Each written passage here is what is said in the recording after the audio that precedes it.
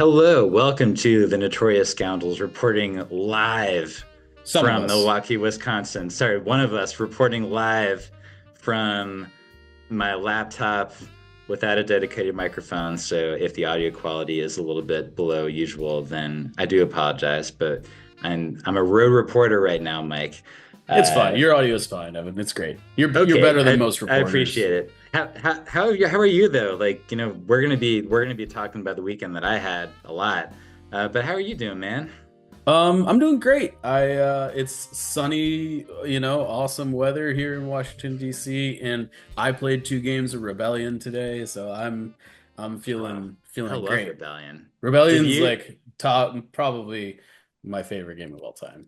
did you play the old computer game Rebellion, I have which this is tried. based off of, by the way? I've tried a couple times. It does not Hmm. stand the test of time very No, well. it does not. It certainly does not. Uh, It is where the Bulwark assault cruiser, which is a ship from Armada, that's where that came from, was in that game. It was sort of like the mega rebel ship.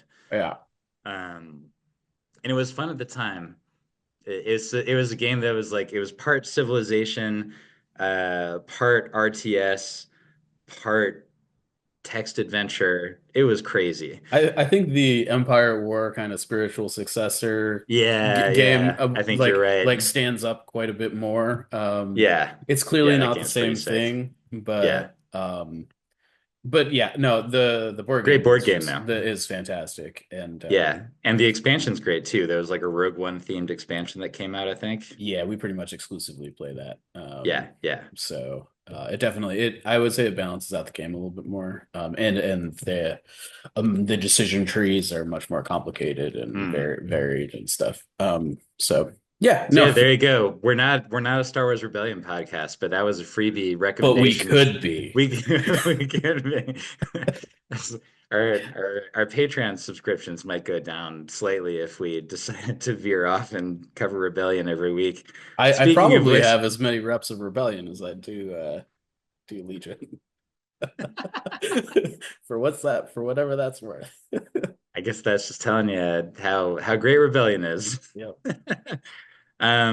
Speaking of patrons, got some quick shout outs. We have a couple of new members, Tyler Brandstetter and Sam Neil Barron. Thank you very much for joining and welcome.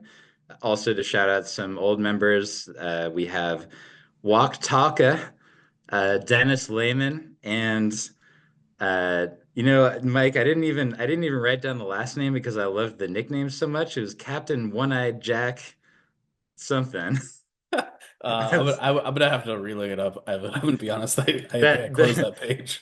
that's fine. We can put it in the show notes. But Captain One-Eyed Jack, we're just gonna call you that. That is one of the favorite names that I've read off. And when Mike had to help me pick the names, and so I was saying, okay, let's make sure it's names that we haven't picked out yet. And I was just thinking, I know I have not read that one. So wherever you are, Captain One-Eyed Jack, I salute you and your wonderful screen name. And then this week on the blog, we're gonna have some firsthand accounts of Worlds mixed in with top eight coverage. Should be hopefully out by around the time that you listen to this. And then we're also going to have a firsthand account from Mike. Are you aware of a particular TFT member who did quite well in Star Wars Shatterpoint? I believe Matt Bronson took second I in believe the Matt Shatterpoint. Yeah. Bronson did take second, and so we're going to have some firsthand accounts from the runner-up for Shatterpoint. We are I have personally been feeling very fortunate about the fact that, Matt did so well and that he does work for us. He is from the Pacific Northwest. We're going to get to it later, but the new world champion for Legion, also from the Pacific Northwest. We're really, we're really coming into our own up here. I don't And know. Coincidence that that's where AMG is based? coincidence. I think Oh, not. oh, I collusion, collusion. collusion is clearly what's going on here. They've got the secret sauce. They're concocting it all together. Yeah, Will Pagani was over there whispering in Isaiah's ear, play ISPs, they're Yeah. busted as hell. Uh, Obi Kenobi. Obi Kenobi. Commander Cody. He's your only hope. Say we're gonna get it into that funness in due time, and I am excited about it. And we'll also have a couple announcements related to that. But before we get to that, we do want to also cover the fact that I was there, Mike. I saw it with my own eyes. The Legion roadmap presentation. That I think that they saved it for last because they had the most to say. So Shatterpoint was first. That was where they had sort of less things to talk about. Their expansion rate is sort of slowing down. That's something Wilshik and I did get to talk about in terms of what they can expect from that. And then they talked about MCP, bunch of new stuff. Dark Phoenix, Mike, I and I gotta be yeah, honest. I feel like they're uh-huh. really scraping the bottom of the barrel on the MCP characters. Well, when you consider that they've already released like 200 characters for that game. Yeah, I'm not saying that that's necessarily a T bad thing. I Tell me just about, you're telling me that Avalanche and Exodus are not like top tier Marvel characters to you? I literally have never heard those Uh, names ever what before. about is her name Lady Mastermind? She's another Brotherhood mutant, and her thing is that she makes you think that you're like being attacked by a lion or a wolf, Hmm. and then your body like reacts as if you're getting attacked by a wolf. It's some real like D&D stuff going on there. Okay, okay. Uh, And yes, it is true that most of these are characters that people will not have heard of. And so it's good that they had Phoenix, who most people have heard of, as a way to sort of buoy that. But hey, as long as they're fun to play, MCP, there's some pretty cool stuff. I do like playing Yeah, that yeah. game. Uh, I'm again not trying to poo-poo it. it's MCP's not like beyond like I've got the Avengers painted. I've never played a right. game of it. I just have You them really should because try it. It's fun. I nobody around me plays MCP, Ah, that unfortunately. sucks. That sucks. So it is what it is. But It's they're cool and they look pretty on my shelf. And I actually yeah. have spent like a lot of I will say that MCP is definitely the most fun I've had painting. Mm, Um, the models are great. and it's like one of those things where every time you sit down to paint something in MCP, it's different. Yeah. Whereas like with the larger army games, painting 50 core units, your 50 core minis can be kind of monotonous and once you're like 12 minis deep, not very fun, you know. Marvel Um characters, much more color variation, much more yeah, and like you can the kind of be like architecture of the mini is very different between them also. They're it's not just creative, people. it's new, it's Yeah, kind of new yeah. every time, you're never doing the same thing twice. You might be using like a similar technique, but it's like on Hmm. a different part of the model or Right, like a right. completely different, yeah. So, um yeah, I think it's great. It's been good for my hobby side of things.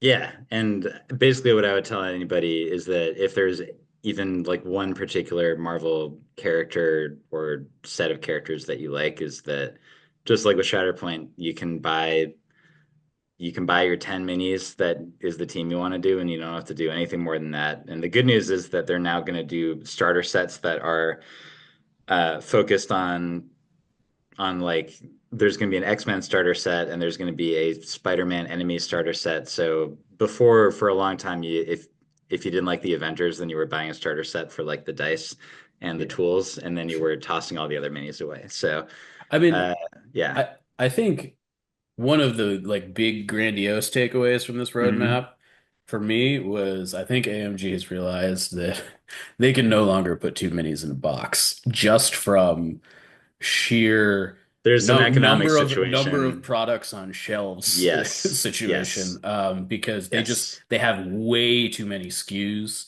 for stores to stock. And that is coming into play with Legion also, Yeah, right? Like 100%. the Super Squad thing, the fact that heroes are being packaged together with each other, is that all of this stuff it gets away from a lot of the problem that in the FFG era was admittedly very much a problem, which was that there are so many different character expansions. You're lucky if you're a store that can properly display all of them. Yes. Extremely lucky if you're in that situation. And Yeah. particularly like, I I think we're getting like deals per mini on most of this stuff. Yeah, I agree.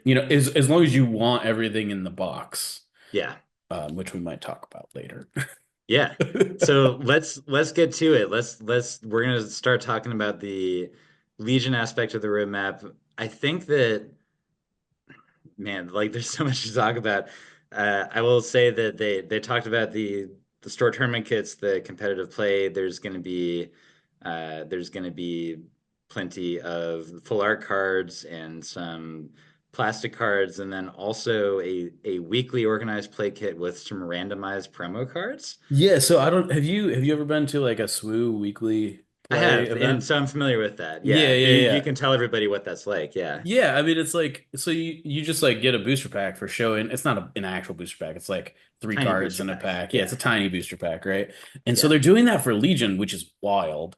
yeah. Um and like there's gonna be enough cards that they're gonna randomize the stuff in the packs.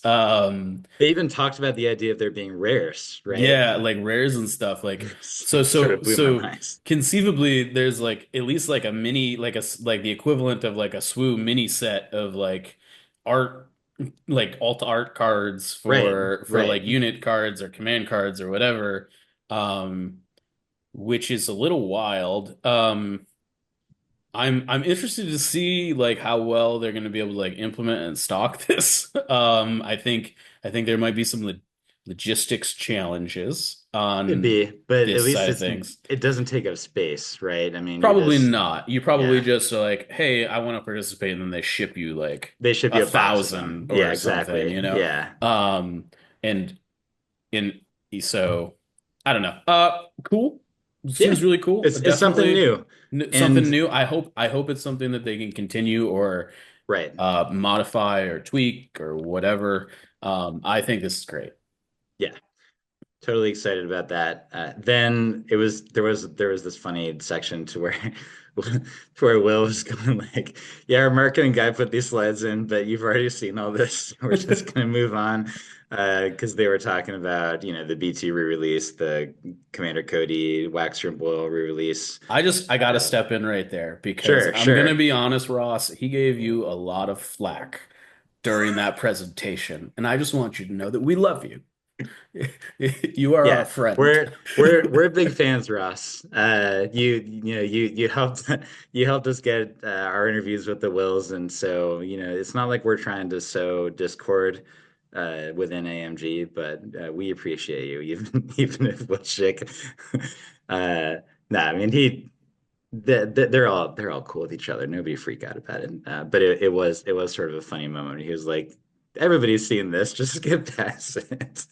Um, so we got to the relatively new thing. I will say relatively because this was actually a slight spoiler before the roadmap presentation because during the Heat 2.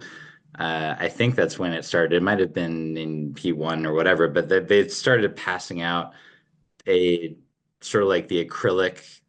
It's like a thin acrylic, but it's an acrylic plastic version of the new command card for Ahsoka Tano. So we've now seen the card for both the units and for the upgrade version of Ahsoka Tano. I think maybe we can cover the which one do you want to talk about first, Mike? Whichever one you think is cooler. Okay.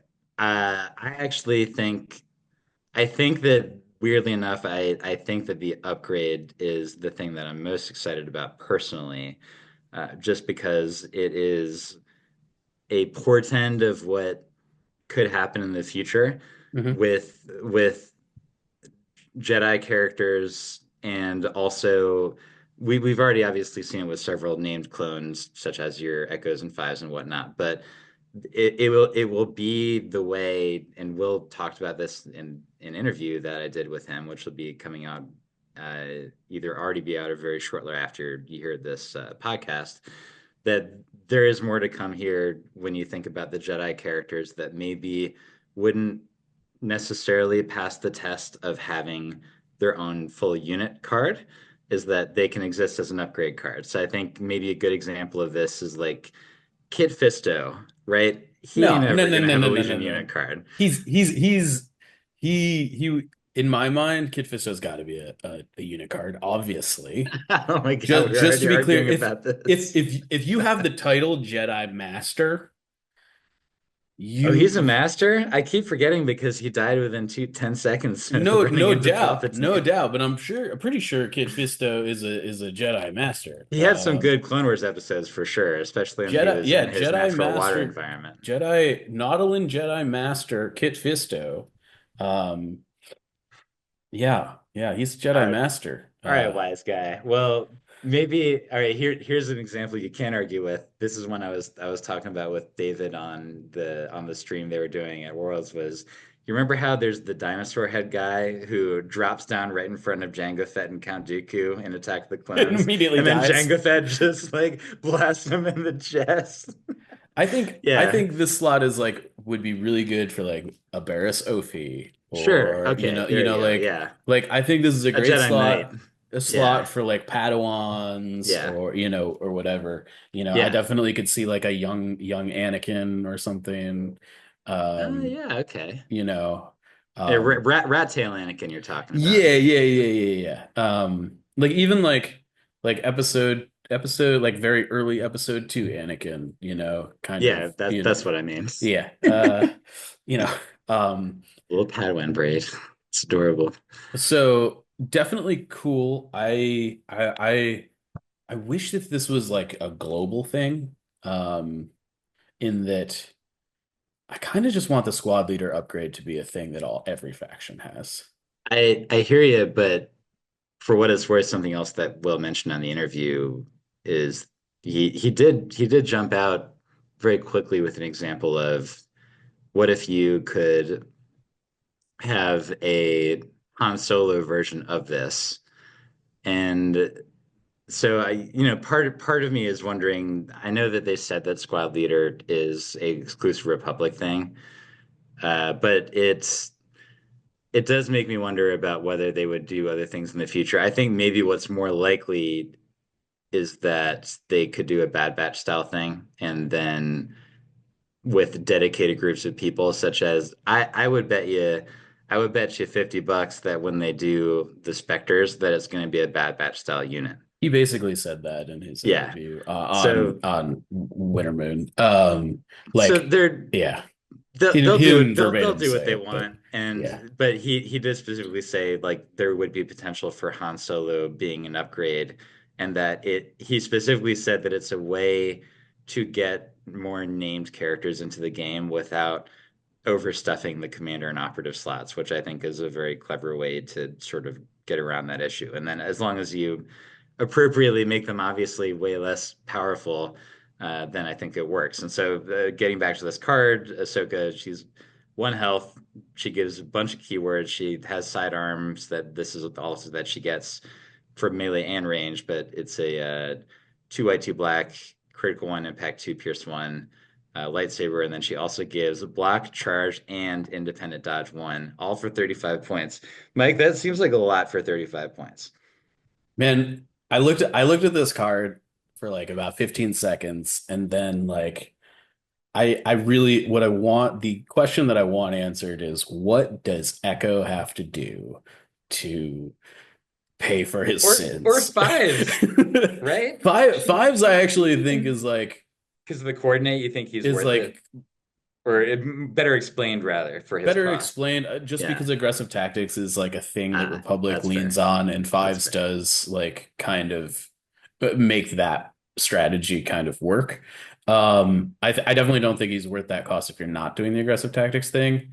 Um, But Echo's but like, whose butt do I have to kiss to get a points yeah, reduction around here? like geez, come on.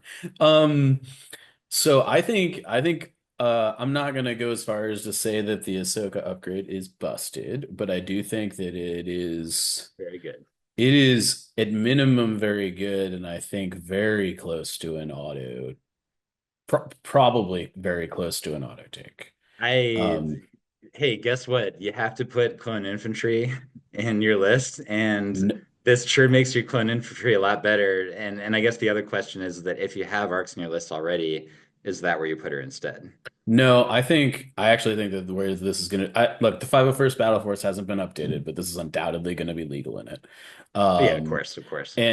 and like this basically allows you to kind of just like go oops all. You can sort of already do the oops all charge thing, but this allows you to turn Oh, this. put her on the required core in 501. Well, you put fives on one required core, and then you put Ahsoka on the other, and then your core just also have charge. Like you just have six Man, charging units plus Anakin.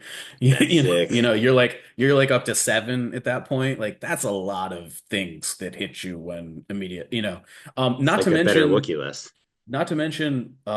she's a squad leader upgrade, which means you can still put the shotgun in here, which actually means I think she's the best charging uh unit probably as far as like actually sticking the damage. Um it's Holy 10. crap. I mean, yeah, Mike, you just blew my mind because of the shotgun. So Yeah, you're gonna have a charging Pierce 2 core. it's roughly the cost of the five squad. It actually might be a little cheaper. Um, so obviously, you can't make the shot at range three, which is relevant.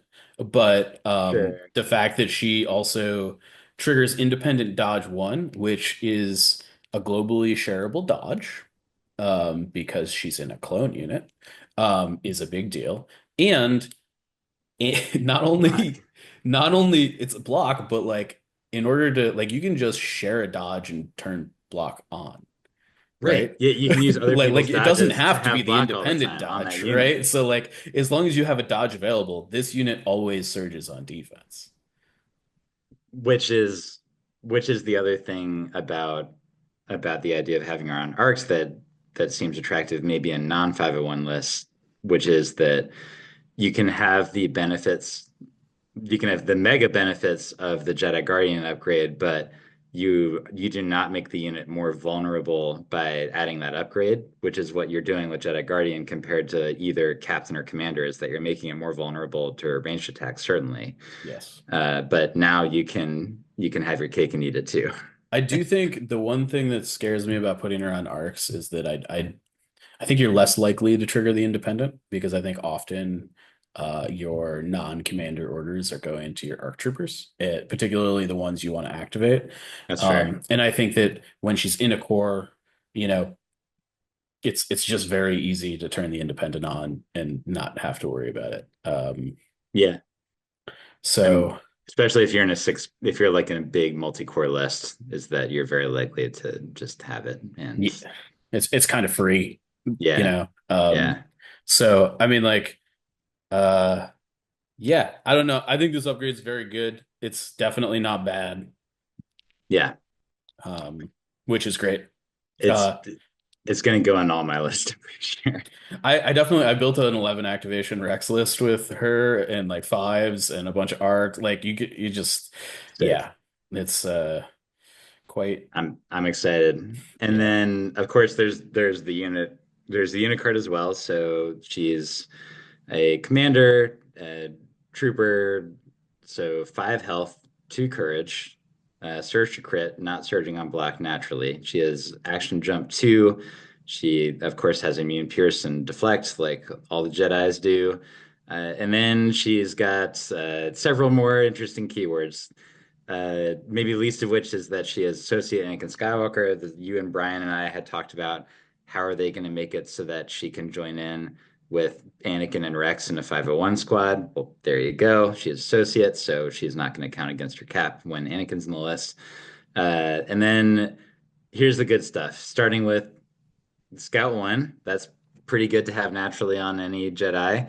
And then she has Independent Recover, which is sort of a funky version of Master of the Force. We'll have to talk about that because it's obviously I uh, actually think independent recover on her is really bad. mm, uh, She's a low health finesse piece unit that wants orders. well, right. She wants orders, and I think we'll talk about like how that's going to work. But it's sort of a way to give her like a pseudo refresh on her force powers, but you would need to take a decently big risk in order to do it. And then she has Xian Mastery, which we're going to skip past because we don't know what the hell it is. I tried to get Wilshik to tell me, but he wouldn't. We are going to find out when I, the full rules update comes out in 2 weeks, though. I do think that we can I think make some uh I don't know, assumptions a little bit. Educated guess? Yeah, I mean, I don't think it's going to be deflect related. No. Um, you know, Is it going and to be chart? Is it going to be move and attack related? Was my big question. I don't think so because they're one pip because they're charged, and that's a notable thing about her is that unlike most other Jedi, uh, sometimes fifth brother, is that she does not have a natural move and attack. Oh yeah, Dooku also. yeah, I do think that we'll talk about her 4 pip um later, but Yeah. she does gain Jark High and loses Shien. And Jark High, I believe, is the one on like adult Ahsoka's card that allows you to spend dodge tokens to convert them to successes on attack rolls, if I am Correct. recalling Yeah, correctly. it's dodge marksman. Which makes me feel like that Xian is likely dodge related in some, because otherwise mechanically there's probably not a real great reason to be like you lose a way to like use your dodge tokens and It gain another. I suspect it's dodge related in some yeah, capacity. it could be. I think that we'll get to why I'm wondering about that when we get to that command card. But to finish off with your unit card, weapon wise, she has a 3 white, 5 black, impact 2, pierce 1. So obviously less pierce value than in your usual Jedi, but also more dice than your usual Jedi. I'm not enough of an expert to tell you like how much how much better is this truly than like Luke's lightsaber, Commander Luke's lightsaber, because it obviously has fewer dice, but it has more reliable ones. I mean, this is better Uh, than old Luke's lightsaber. yeah, for sure, for sure. Um, yeah, I think that you can expect this to be roughly equivalent to what Asajj does. Yeah, yeah, I think so. And then not to bury the lead too much, but maybe the most interesting slash surprising slash powerful element of her unit card is that her speed is 3, Mike. Naturally, she ain't there ain't gonna be no burst of speed on this unit. She don't need it. Yeah. Yeah, definitely. I mean, between Scout and Speed 3, she's gonna be very fast. Yeah, Um, and jump 2, even if the terrain is not like mega jump friendly, she can just like get over it. yeah. Slots wise, she has a training, only one, but then she has also only one force slot, and then she has a command slot, which is pretty sick. I mean, I think the perhaps the most important thing about her unit card is that she is a very cheap Jedi that can wear aggressive tactics. Yeah, Fr and she frankly. to capital off 110 points. That is cheap. Yeah, I mean, I think I would caution the like, oh my God, she's cheap thing. We thought Inquisitors were cheap too, and it turned out that they were not cheap enough.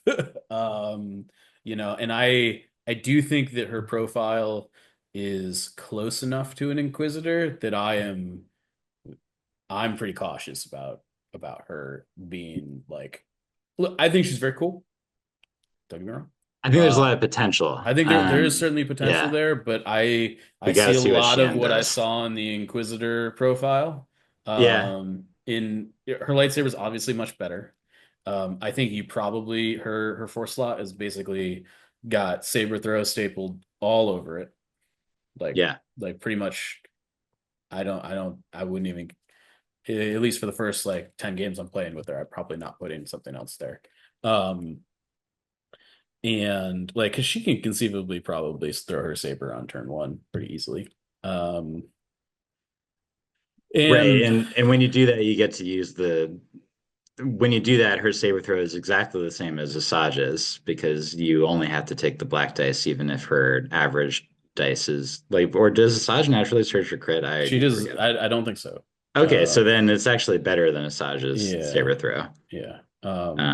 Yeah, that's four dice.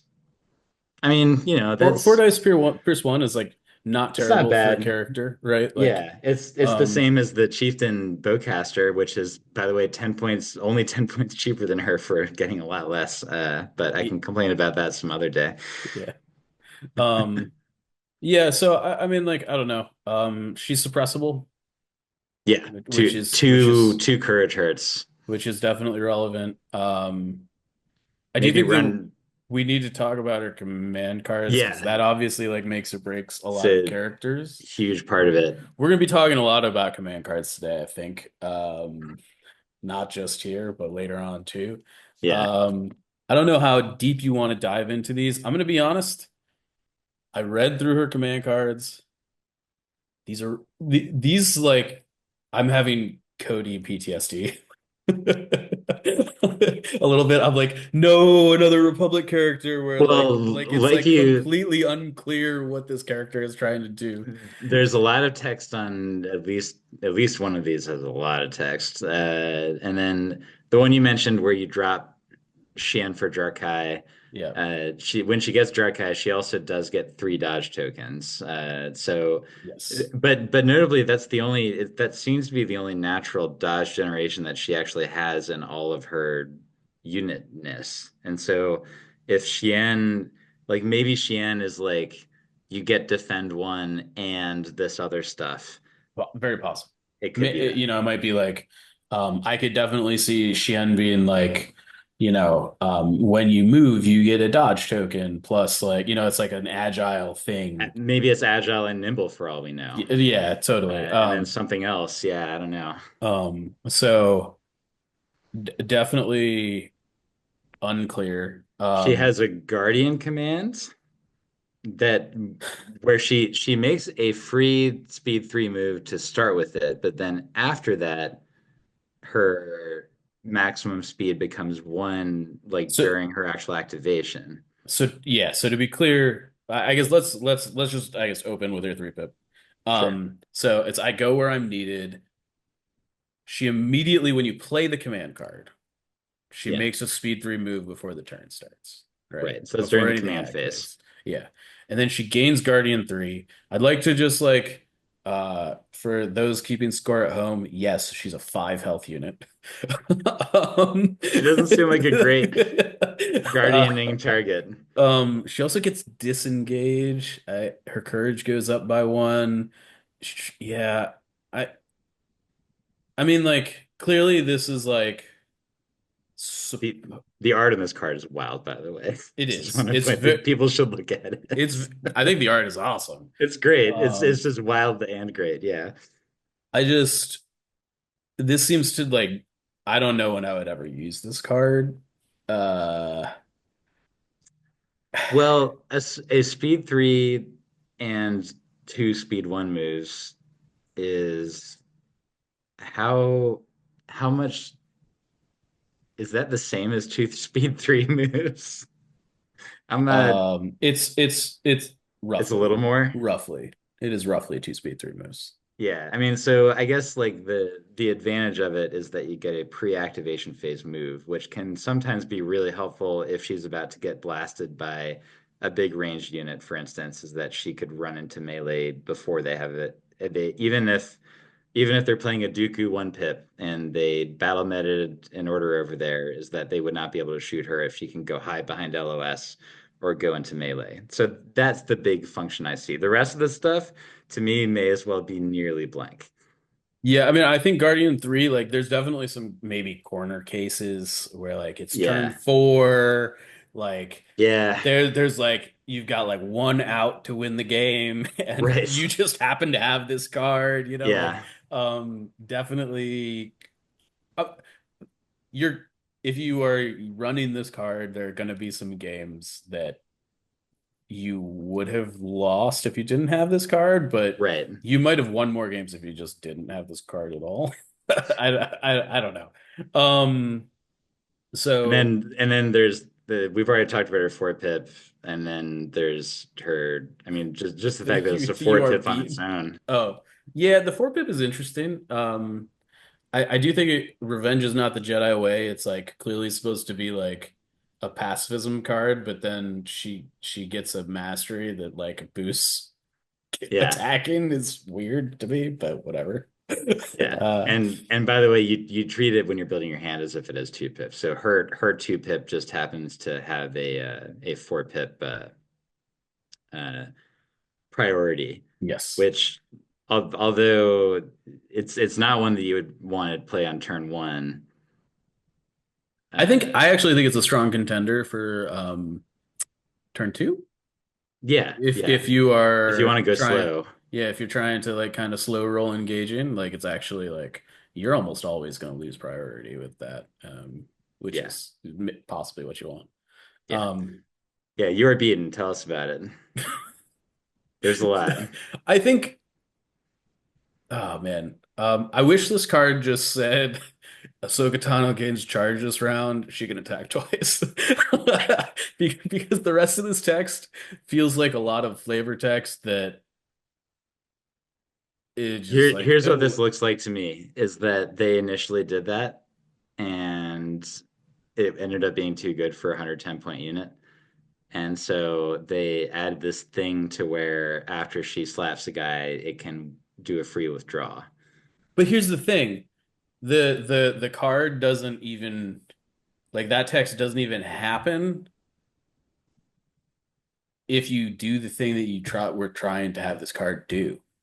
Right? Like the only way she makes the second attack is if she kills the unit with the first attack. So, Fair. so the first unit she slaps doesn't even get to use the text on the card because it's dead. Oh, I'm just gonna move with my dead guy.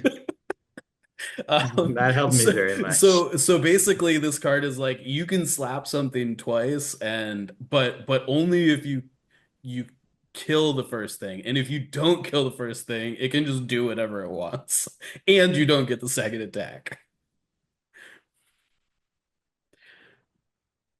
It is when I first read this, I read units as minis, and I was like, oh well, that's some kind of a weird check. And then when I saw units, I was like, whoa. Yeah, yeah. Uh, So to be clear, the actual text is if she defeats Ahsoka Tano gains charge this round. If she defeats one or more enemy units this round, she can make up to two attack actions. But obviously she's got to spend her first attack to make that happen, right? and may make it And free. Yeah. and she's got to kill, and she may make a free move action during her activation this round. When Ahsoka Tano attacks an enemy unit with a melee attack this round, after the attack is resolved, the defending unit may make a free move action and can withdraw with that action. So it's just like this card is like super gambly. I don't know what about this card says that you are beaten. Because um, Well, Mike, if you defeat the unit, you beat them. So I guess. But if you take don't that. beat but if you don't But if kill you don't them, beat them, they they can just run get to away do for whatever free. they want and you don't get any bonus. You either you are beaten or you are free to go, sir. Yeah, I actually uh It may just be about that giving her charge in and of itself on a speed 3 unit is such a powerful thing that they wanted to sort of limit it in some way. well, I would like to say that Din Djarin's relentless is not limited. Evan Paul. And he is Uh, but he's throwing what if he does the spear and his blaster, how many dice is it? I believe it's six, I think. Okay. And it's like Pierce 2, assuming you have the aims and stuff, which you'll get from the card and all that Yeah, jazz. actually, that's a pretty good point there, Mike. So like I mean That is a more expensive unit though.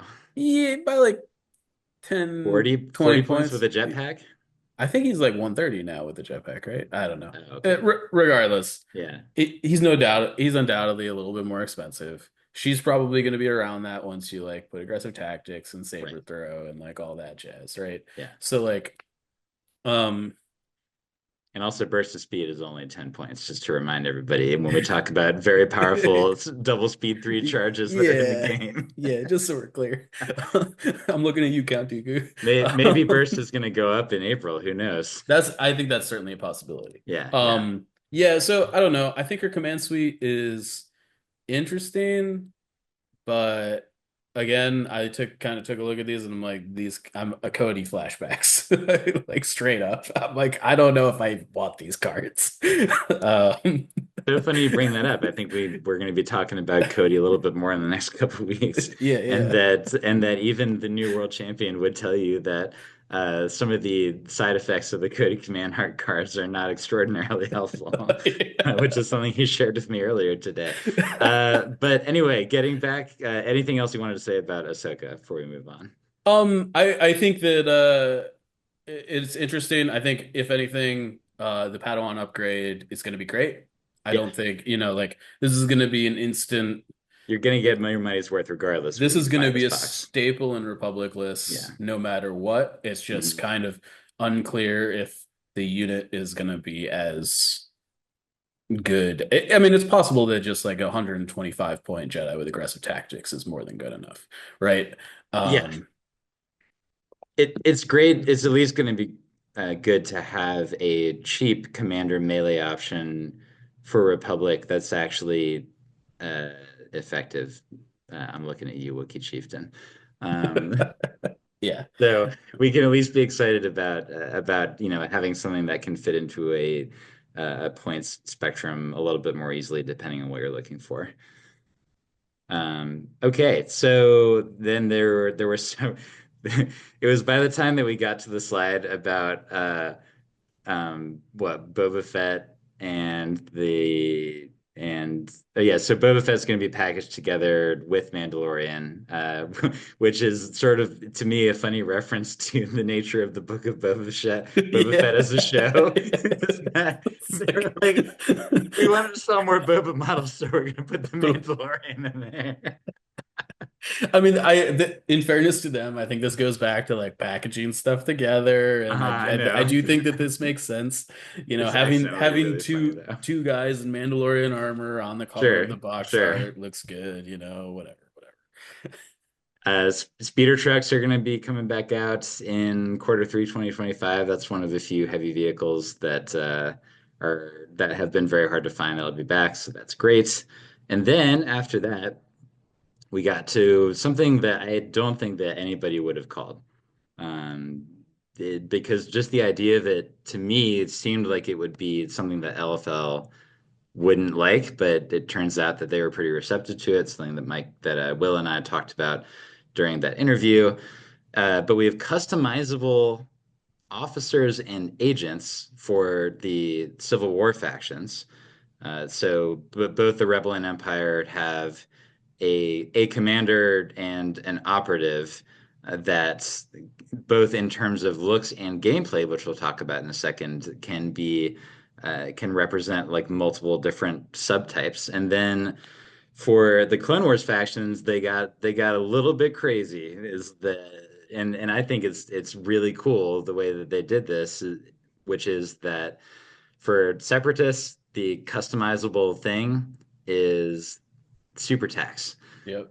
It ain't just Kalani and Kraken no more. It's gonna be uh Kalani and Kraken and Walani and Wacken and any other sort of strangely named any other super tac droid that sounds like it could be on the label of a rum bottle is that the Captain world is Jack. your oyster. Yeah, maybe Captain Jack is gonna make an appearance as a super tag droid.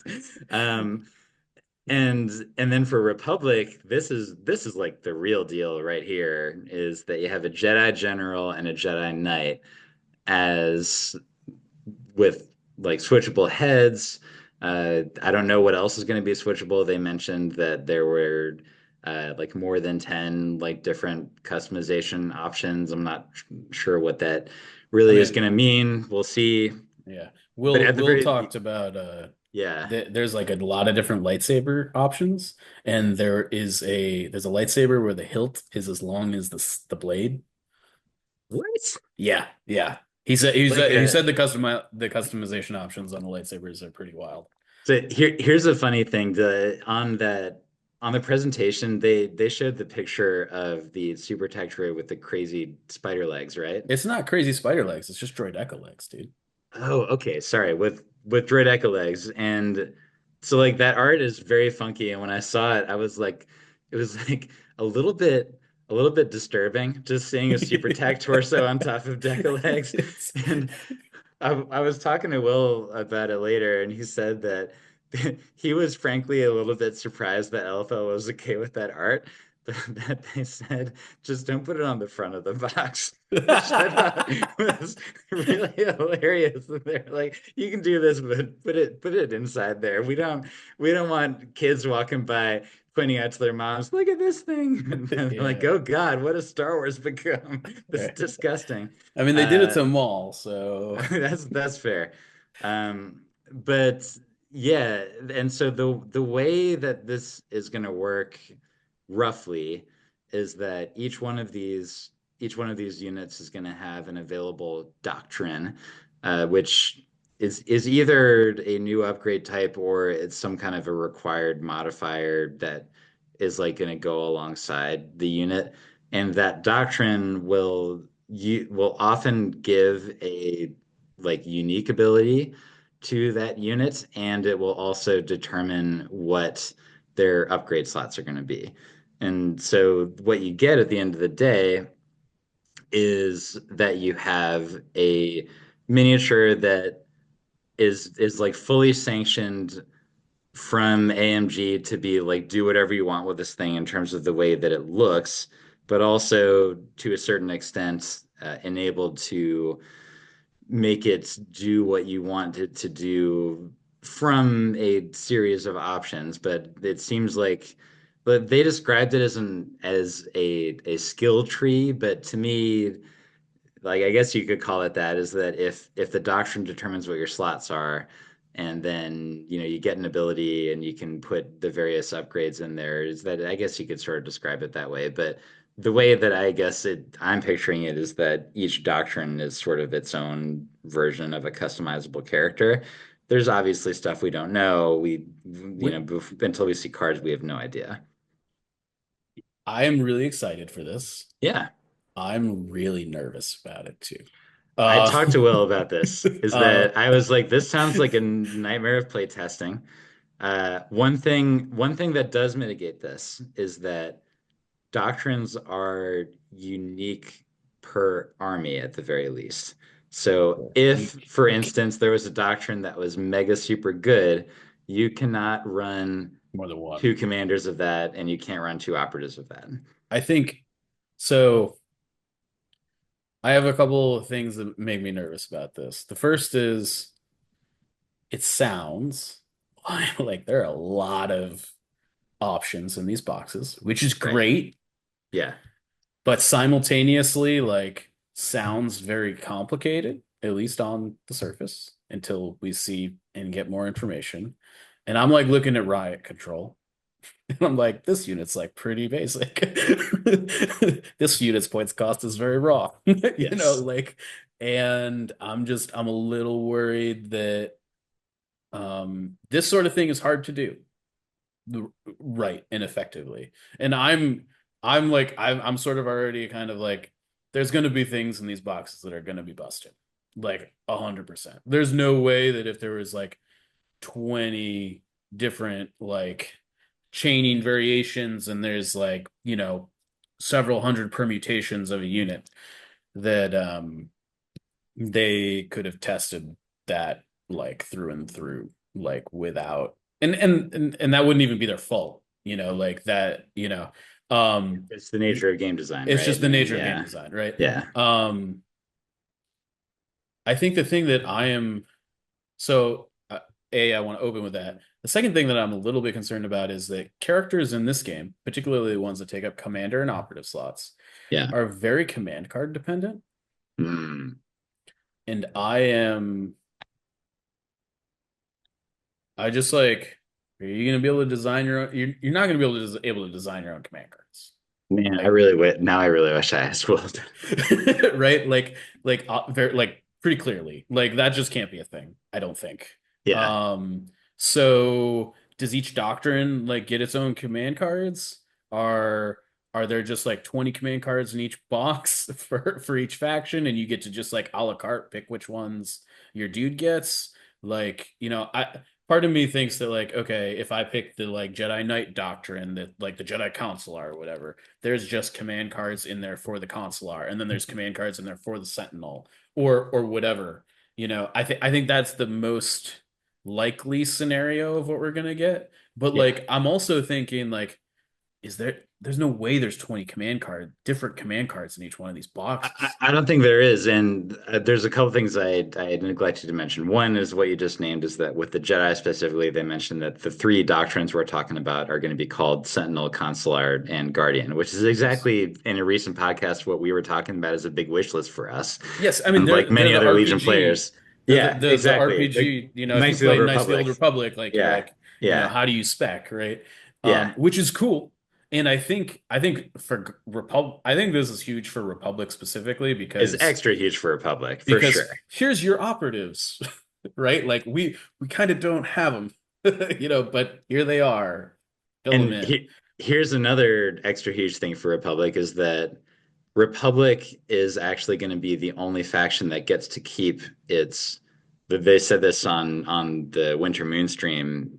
They said that Republic is going to be the only faction that gets to keep its current generic commander in the long run, which is to say that. So Kalani and Kraken, or at the very least Kalani, we know is still going to exist because we saw like Kalani's new card was there as a promo item. But the generic super attack is going to go away. And then for Rebels and Empire, the generic Imperial and Rebel officers are also going to go away. And that the customizable is effectively replacing them. Yeah. And they don't have their own command cards. So it's possible that the intent of this is to When you say they don't create have their own command cards, what do you mean? the Rebel and Imperial officer don't. Correct. Yeah. And I'm wondering what the text under the command cards that we currently like do not underestimate our means and all those other ones are those going to be changed to Kalani or Kraken instead Sure. of saying super attack? Because one thing that we noticed really early when we saw the Kalani promo, it doesn't say it doesn't say super attack Doesn't say uh, super tactical on the droid on card. it anymore. Yeah. Super Tactical Droid is now I think it's like the flavor text for Kalani, but the title of the unit is just Kalani. Yeah, And so I, because when super tax originally came out, the subtype was unique. right, right. Yeah. Yeah, but it is different now, is that Kalani is just Kalani, which is why I think that preservation protocols and all the rest are probably gonna just say Kalani or Kraken, and that this new generic super attack is not gonna have access to those. Possible. Maybe, I yeah. think it's hard to say. I mean, like, I hope there's more than three command cards in these boxes. You know, is but I don't. It's really tough to say. Here's another tidbit is that as a part of the starter set display at Adepticon, they're showing the command cards that come out in those, which means that we've gotten an early preview at a few new versions of command cards. And there's a rules aspect to this that we're not going to even bother covering until we have the wheels on. Uh, Spoiler, the word within is the new at, in case you start getting worried if you see pictures of this. Uh, It was but concerning. yeah, yeah, don't worry. Is that command cards are still going to work at least the way that they used to. But the main thing I noticed for both Republic and the CIS generic faction command cards is that specifically with their two pips, the long range attacks, is that they have been changed, which is that neither of them have a subtype requirements for being a clone commander or a droid commander. They both are now Republic or CIS commander, respectively. And so I think that that is to enable these generic commanders to actually work. Sure. Um, And I mean, they didn't need to do that for Sis, so now Dooku can do orbital strikes, so that's kind of cool, I guess. Yeah, yeah. But it certainly would obviously be helpful for the Republic to have air support be an option if you're using a generic Jedi commander, whereas before you would have, if they didn't have anything else, then you would be SOL. So Yeah. I don't know. Like there's It's so much the, to see.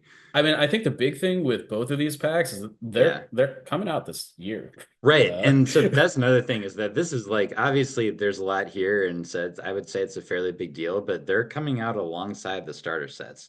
At least maybe not the exactly alongside, but mostly alongside them. yeah, and I mean like the way that these have been described, there's like there's at least I think like 3 to 6 units in each one of these boxes. And that's just assuming that like each tree is essentially a character, right? Like Yeah. which I think I It don't basically seems that way to it me. kind of, yeah, I think that that's likely. Um And but this, by the way, is that funky armored rebel guy that we were wondering what the heck is his deal with like the big Days it's Malva funny because style machine gun. we definitely were like, "Hey guys, can we ask you who this who this guy is?" And they're like, Yeah. "No, absolutely not." Yeah. Now we know why. Yep. Uh, okay, and then sort of skipping down, they talked about the various card packs, but I think we've already covered. I certainly covered these in the article I wrote. That was the summary of the various interviews a couple weeks ago. So please do check that out, but we won't use up more time here. Um, the other thing, and then next they showed this little trailer video, sort of showing off all the new stuff, and so I think that that's a clever way to sort of catch some eyes on YouTube because a lot of the kids be hanging on YouTube these days, and so it's a good way to sort of get the word out about the game. Where they showed off the contents of the starter sets. Uh, Boy, there's just like so much to cover. I think that we're just gonna like keep it broad, which is to say that you get all the components that you would typically want, including a mission board, various dice, move-in templates, range templates, the new half-range template, bunch of tokens. You get all of um, the generic and the faction-specific command cards, as well as the command cards for the commander and that starter. And then I'm just going to quickly rattle down the contents of these lists. Rebel is Luke, two squads of Rebel troopers, one Rebel commando, and six Wookiee warriors. Or sorry, like one unit of Wookiee warriors. Empire is Vader, Commander Vader, two stormtroopers, and two scout troopers. Separatist is Grievous, uh, two B1s, one DECA unit and one B2 unit. And then Republic is Obi-Wan, a ARF trooper unit and an ARC trooper unit, and then two clone trooper infantry units. So, Mike, what do you think about the starter set? Oh yeah, here's the kicker: $95 American, which is extraordinarily cheap. Would to me, that's the headline, but I'm curious, like, what is the headline to you? Yeah, I mean it's abundantly clear that's the headline. Yeah, I think, I mean I think you could like for instance, I might just buy a Rebel starter to basically cannibalize all of the Rebel same troopers in it here. and just make all my Rebel troopers update all my Rebel trooper squads with it. And get a Commander Luke that's vastly a better model than the original one. Yeah, that doesn't have like a floppy A lightsaber. Yeah, floppy for lightsaber, sure. exactly. Yeah. Um and I'll get an extra Wookiee warrior for my Kashyyyk battle force out of the deal. I think I've only got like seven or ish right now, so Yeah, I can there you probably go. use one or two more. Um yeah, I mean I'm gonna be honest, like $95 just for the models is already a It's an very insanely good good deal. deal. And the fact that you get, The components. excuse me, yeah, all the components too is, yeah, I mean, I wouldn't go as far as to say that they're probably losing money on these, but I would say that they're certainly They're not making probably money. close to breaking even. Yeah, yeah. Um, It's like the video game console deal where like console makers lose money on the console hardware, but it's in order to get you to buy the software. And so it's a Absolutely. similar idea, is that it's, gets you into the game and then you buy the stuff that actually makes the money. Um, I think these are probably, I mean, without a doubt, the best way ever has been to get into the game. These Absolutely. are definitely a better entry point than the Battle Force box sets, just from the fact that you get all like the tools and the Right. cards and the tokens and stuff in them. The forces in these sets obviously are only probably like they're supposed to be 600 point armies. I'm kind of like looking at some of the contents of this stuff and The Empire one makes me meh. wonder about what 600 point army you're getting out of that. Yeah, yeah. I'm like, I don't know about that. I mean, like, obviously they're looking at like it's 600 points if you super squad all Yeah. your things, and I'm like, but do you want to do Do that you want two really? Stormtrooper super squads? I don't know about that. Like, Yeah. But I think for a new player, they're not going to care about that Yeah, really, exactly. So Exactly. it is what it is. Great value. You should talk to your local stores, get the demos Yes. scheduled, and Yes.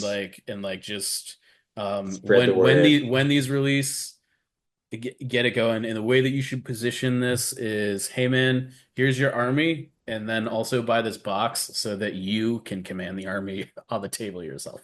Yeah. I don't know what could be cooler.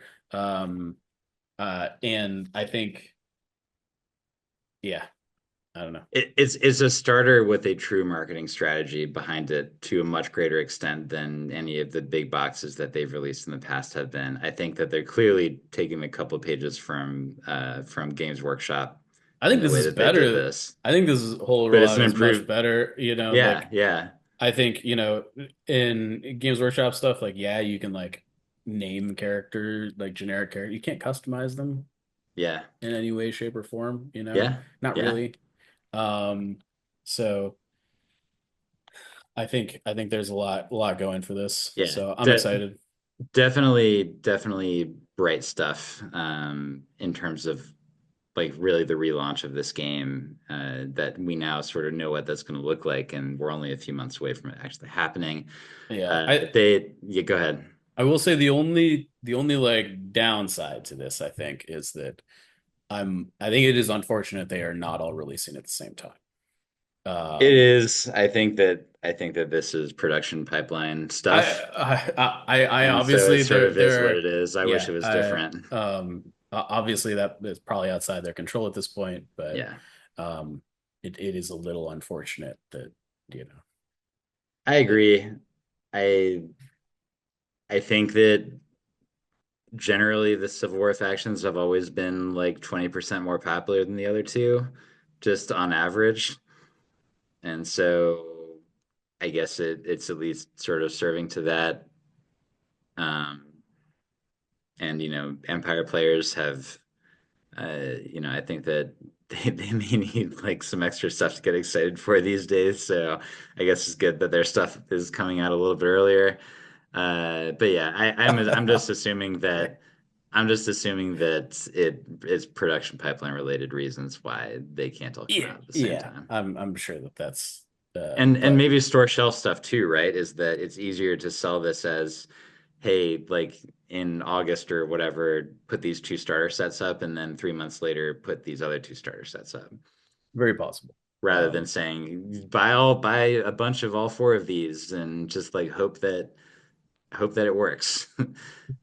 Yeah, who knows? We are not marketing experts, as shocking as that may be. I mean, speak for Uh, yourself, Evan. Speak so, for yourself. sorry, I keep assuming things about Mike, and then you correct me. So, apologies, marketing expert Mike Barry Yep, over you here. got it.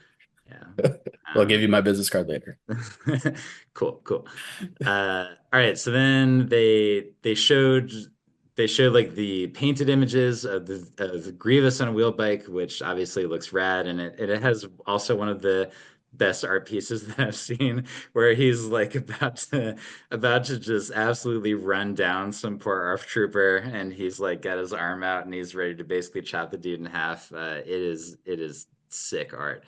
Um, I'm willing to say I'm willing to go out on a limb here and say that this model is the best model in Legion. Wow. I mean, it is rad. like for sure, and it even has like some of the ripped up ground effect right under it, You, which is name a pretty cool. model that looks more dope than this. Uh, I can't. I can't. Yep, exactly. Uh, oh, sorry, the Radagnas Fluttercraft. But aside from that, I can't. Shut up. I had to get it in there.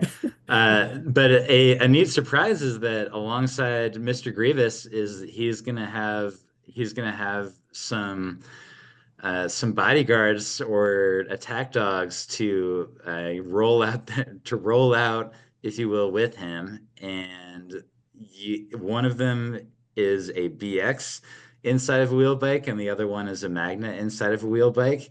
Now, what my guess is that all of these are going to have an overrun attack, which ironically, I feel like Grievous should have had even without a wheel bike with his like creepy skittering stuff Sure, ever sure, since the sure. beginning of the game, but I think he'll finally have it. And then my guess is that the Magna is also going to have a melee attack, and that the BX is also going to have a ranged attack that's a little bit better. I have no idea. We can only guess. We didn't see any cards from this. This is all I'm, Q1 2026 stuff. yeah, I'm not sure if he said this in the panel or if he said this on the stream the next day, but he did say that there's basically going to be like a Mad Max Fury Road battle force for these guys. Oh, wow.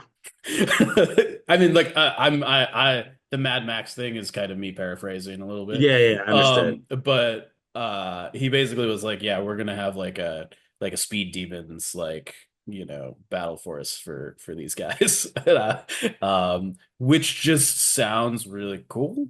Um, It sounds really cool. Uh, all of these models look fly, man. I yeah, don't know. I don't know what else to say. They yeah, are stunners. yeah. I am super excited, and I'm assuming that Dallas did the paint job and the ones that are pictured, and as usual, kudos to him that he is obviously a guy who really, really knows what he's doing, Yeah. because the models on display in these pictures, partially because of the paint job, just are outstanding. And then they showed us another picture of Han and Luke on Tauntauns, like this time the painted version. It's definitely not as rad as the wheel bikes, but they look good. They have Yeah, I lots mean of detail. they're guys on tauntauns, Yeah. I don't know. Uh, I will say that the facial expression on the Tauntauns, which is one of terror, is actually pretty funny to me. Is it sort of gets into the animal rights aspect of the rebellion, and like how benevolent are these guys really? Because these Tauntauns are like, I just want to be eating grass, and these scary guys with weapons are riding me around. Yeah, I mean, I don't know. For Star Wars being sci-fi, there's definitely an awful lot of like riding on weird animals. That's just Like part of the whatever. fiction, man. Yep. And then probe droids, I think. And then we've seen the painted version of them. They look good. They look like probe droids. The thing that was interesting to me is the fact that there was only 2 miles in the unit. I figured it would be at least three. I actually Uh, don't think it's 2 models in a unit. I think it would be crazy if these aren't a solo model. I think this is going to be a crab droid situation where well, there's 2 models in the art, or there's yes. two probe droids in the art for what it's worth. I mean, I think that there's multiple crab droids on the art on the crab box too. Ah, well, yeah, that's true. Okay, well, yeah, for what it's worth, it's a single trooper base.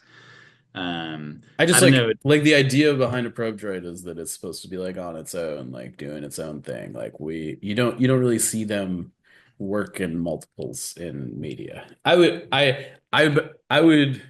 There are be groups of willing them to in Jedi Outcast. I I will would be say, willing to make a bet that yeah, this is 2 units in one box, like the crab droids. like the crab droids. Okay, yeah, certainly possible. I'm guessing that at Mini Extravaganza we'll find out more about them.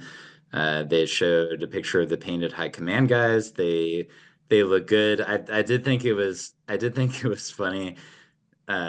Just like now that they're painted, is that you can really tell what the poses look like, and I maybe sometime we'll get the chance to ask them about how it is that they chose the various poses, because they got Tarkin who's like this, and then they got Krennic who's like this, and then they have Thrawn is like he's like adjusting his lapels, and Yeah. then they have either Tag or Tage, however the hell you pronounce that, and he's like he's harumphing, and so it's just funny that all four of these are like non-action packed guys to say the least, and so they were like, what sort of pensive pose do we want to put these dudes in? But the models look good. They didn't show any cards, so who knows? There was a distinct lack of card showage, I feel like. Yeah, I'm not complaining, but I am like a little disappointed. Like uh, I agree, but maybe I'm sure we'll see more mini extravaganza, and it may just be because these guys are almost a year away that they don't want to show too much yet. Hey, we're not marketing experts. Sorry, Mike is a marketing expert, but I'm not, so I have no idea. Heroes of the 501st, very nice looking models of everybody. We have a pretty dynamic pose from Obi-Wan, and then the models for this one also comes with Echo and Fives, who will be in this pack instead of the Arc pack it's worth going forward. noting that these are new models for Echo and Fives, even though Yes, those poses are basically identical to their current poses. Um, fair. They they, are more they detailed, it looks they're more like. detailed. The armor Yeah, plate is like a little different. yeah, Um, I think the interesting thing about this, if I may, sure. is that this is the Heroes of the 501st box set. There's one person here that shouldn't be here. And that person is Obi-Wan Kenobi. And You I would did. just like to point out Go ahead. that an episode ago, I was like, wouldn't it be interesting if Obi-Wan Kenobi could Yeah, be an operative in yeah. the 501st?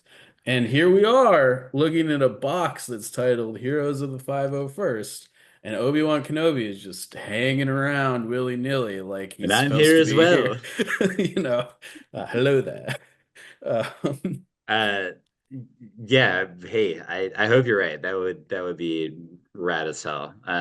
because But like if they were gonna put Kenobi in a box, in a group box, I would feel like it would make sense to put, I don't know, Kenobi and Cody and Waxer and Boyle yeah, in their own box because that's like the 212. yeah. I think that maybe they may have already had it in the pipeline. I think that maybe with hindsight they probably would have done that. Um, but you know what? It's extra weird because Obi is in the starter set to Yes. do it this way, That's right? how I'm feeling. That's how I'm feeling about this. And Yeah, like, and I'm also like, it's a little bit mastermind marketing guy Mike over here yeah. is thinking Please. that it's kind of like a bait and switch if there's like things in the 501st box set you can't use in the 501st Battle Force.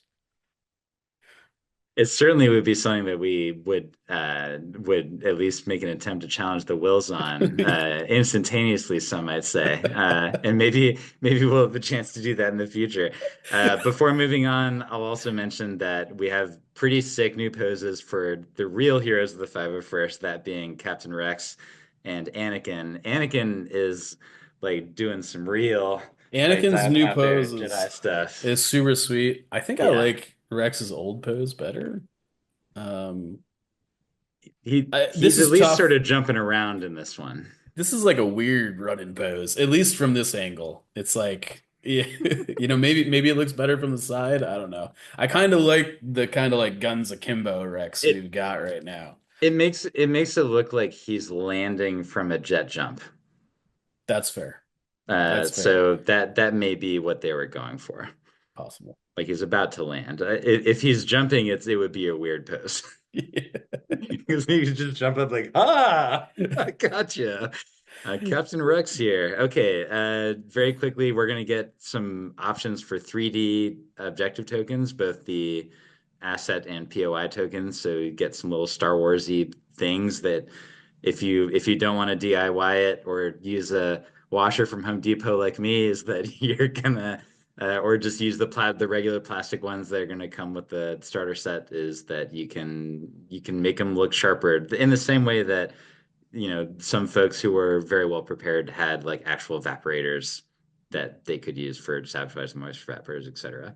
So that's cool. I assume it's going to be a little cheap thing, and it's something that people can buy. Yep. Uh, then we got to they started showing cards again. They were taking a break in parts that we were a little bit frustrated by maybe, but they got back to it because at the end of that little video trailer they did is that at first they played a sound of Tusken Raiders, and I was like, no way. There's no way they can make this work in Legion.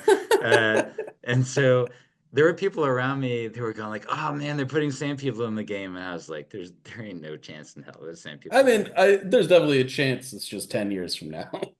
Yeah, maybe you're right. Yeah, for like an all Tusken Raider battle force, because guess what? They don't work with anyone. Yeah. They're mean to everybody who's not a Tusken Raider. Spoiler Well, alert. I mean, Damio Boba Fett could be Oh shoot, the Daimyo Boba. Oh no, the Dances with Wolves, Daimyo Boba Fett, Tusken Raider expansion. Wouldn't yeah. that be something? But what they did show was, first of all, some Weequay pirates, who so this was the first big squad that they designed 2 years ago. And I think they had basically ready to go almost 2 years ago, but that they held back because even their relatively ineffective blasters, because there's so dang many of them with the old cover system, was sort of breaking the game a little bit. It was like a clone fire support shot all the time. So that's why, like, Mike and I were both wrong. We both miscalled it. So mea culpa, et cetera, et cetera. Neither of us thought about weak ways because, who does think about weak ways at the end of the day, I right? want to, in our defense, I would like to, for the Yeah, sure. record, Go ahead, Mike. Go they've ahead. been saying that they have no plans to add things to the Shadow Collective Battle Force for a I, really long time. Like that has I, been the running line of like, we're not doing this. Do not expect us to do this. Please do not hold us to this because we're not going to do it. And I here we told are. Will that you guys were being really coy about this because when he talked to Gray Squadron, I thought that he was basically sort of trying to mentally prepare Shadow Collective that they weren't going to get any new toys very soon. Yeah. And to be fair, we're talking about like something 10 months ish away. But they are getting new toys. They're getting Weequay, big old Weequay gang. Um, Will did mention to me in the interview that they are melee focused, but that they have blasters. They're not super great.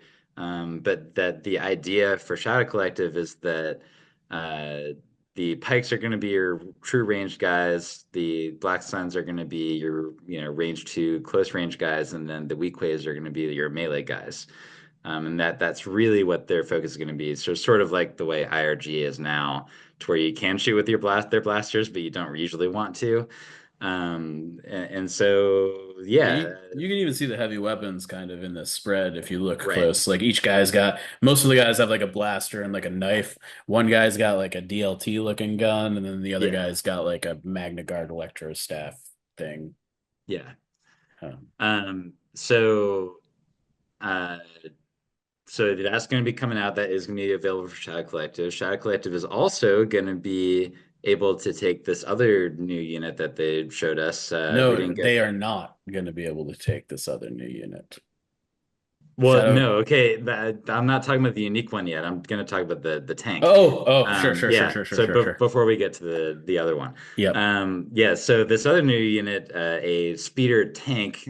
So it looks like it might be on sort of a smaller version of an AA5 base. It's hard to tell, obviously, from I one think it's picture. probably just It, the it may A5 be the base. same as the Yeah. AA5, yeah. So now Shadow Collective, they're going to have a speeder truck, but this is a speeder tank, which is apparently usually not going to be a transport, is the way that Will described it to me. That was like a little bit cryptic, but it is. Will described it to me as a it's sort of a garbage but fast tank that wouldn't last very long against sustained fire. but that can zip around the board relatively quickly, which is, so sort of like an ISP, kind of in terms of the way that that works, to where it can't take a ton of hate, but it does move very fast. Obviously, this ain't going to be doing any strafing considering what the base is. But assuming that we're not being lied to about the word speeder, we can assume that this is going to be a tank with a compulsory move, which would certainly be a new thing. And it will be available for Shadow Collective. It will also be available for, I think he told me multiple other factions, and he did confirm that Rebels would be one of them. I sort of got the feeling that this might be a Rebel and Cis uh, only thing, because it doesn't seem like the sort of thing that an actual standing army would want hanging around. But Probably not. seems like a little bit dangerous to the rest of their troops. Yeah. It looks like it looks like it's like a rickety kind of piece of crap tank. But that fits flavor wise. Um, and it may be that it can be a transport for Weequay only, because there are some dudes sort of hanging off the side of it. Uh, yeah, any we don't have any cards once again, but any thoughts about the speeder tank before we move on? Looks cool. Vehicle, so probably bad, but that's fine. Spoiler alert that all four of the top four lists at Worlds this year heavily featured vehicles within Sure. You know what they had that. more of? Trooper based things. Yes, but okay. I mean, but the cis list, not really though, you know. Um, Sure, sure. but yeah, I think that like this is a dual bonus to things that people have been wanting for a long time. We're talking about two units that can be added to the Shadow Collective to diversify it, give it some more options. Yeah. They still are not going to have any. Uh, I mean, they're still going to have one support option and one special forces option. But hey, like, this is a second heavy is cool. Third core option is very cool. So that's exciting. And then Rebels finally get their tank, Mike. Like an actual tank. That this is something Rebel players sometimes opine about, is the fact that they never got a tank, and this is sort of a crappy one. But or a scrappy one, I should say. But hey, at least a tank's a tank. And if it truly does have the speeder keyword, then we all, of course, know that that is pretty dang useful for objective play. This thing is like a tank in name only. This is like a land speeder with some extra armor on it. It's like a Humvee with a machine gun on it. Talking about sort of modern stuff. Yeah. Yeah, calling it a tank is maybe a little bit of a stretch, but it looks cool. But okay, so what Mike thought I was talking about earlier is sort of like the last new reveal that they had, aside from some card updates that we'll be finishing off with. But Hondo, he's coming into Legion, and just like every other formerly FFG game, is that his key feature is that he works for everybody.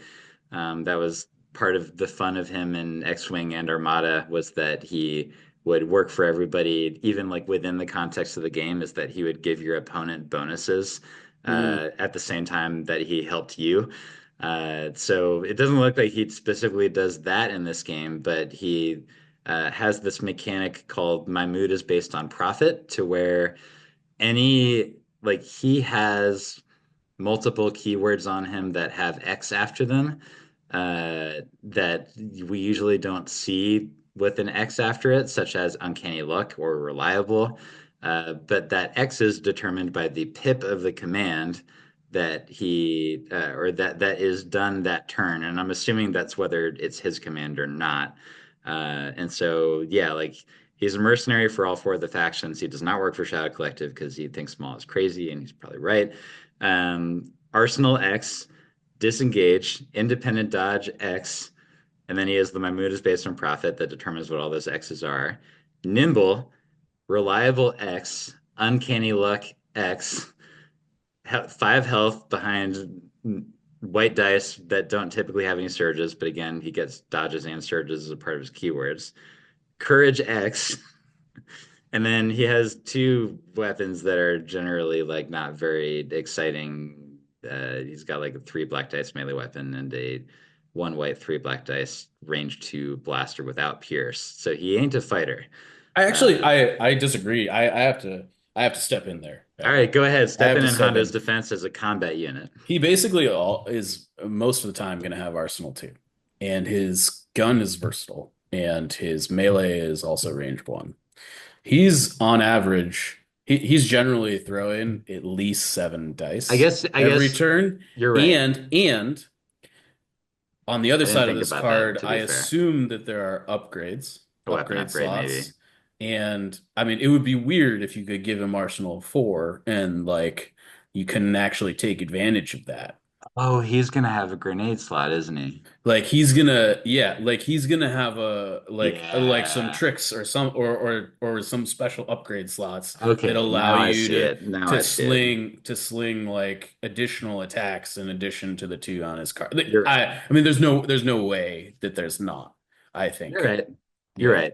Yeah, I mean, I think that if you're talking about a range one attack that has seven black or six black, one white, he doesn't naturally surge, but he can get surges, and then like And you, that's on the turns he's like not good at it, like attacking, right, which is to be clear better than most like support commander options yeah. by a large margin.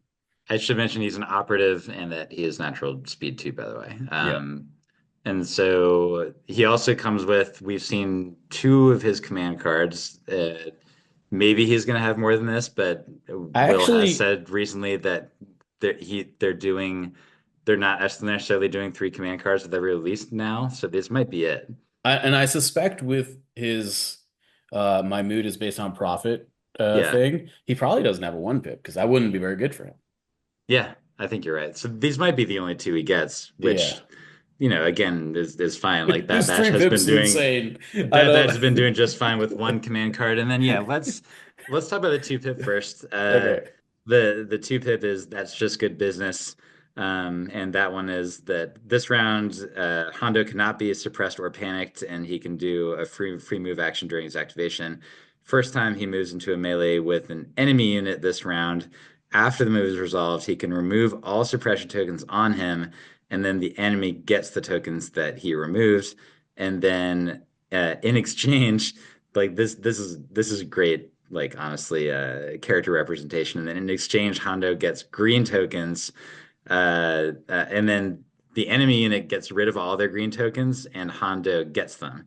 So you basically trade suppression for the green tokens, and your opponent can't do or say anything about it.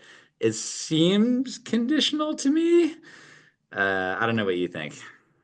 I think that this is a very good follow-up to the next card, Okay. where he's like, Ah, yeah, oh yeah, you're right. um, Okay, go ahead and go over the next card, Mike. yeah. So his three pip is stories, so many of them true, and I'm gonna be honest, you're gonna probably have some stories after you play this card. Um, Probably.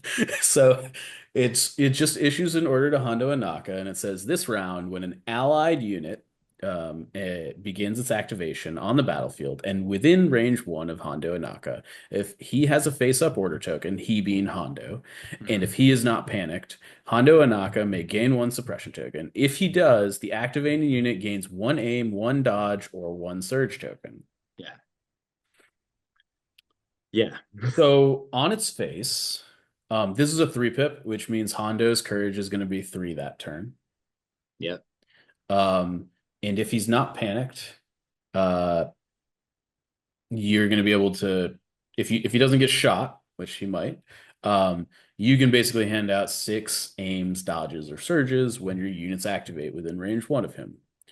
Um, Very good. Particularly for factions that don't have access to like extra sharing mechanics or like can't double dip or whatever, right? You Right. can take Hondo in any faction. So like, do you want an extra aim on your BX droids that you no longer, like you're like, okay, I'm getting a name from Exemplar and I'm getting a name from Offensive Push and I'm also getting a name from Hondo now, Yeah. right?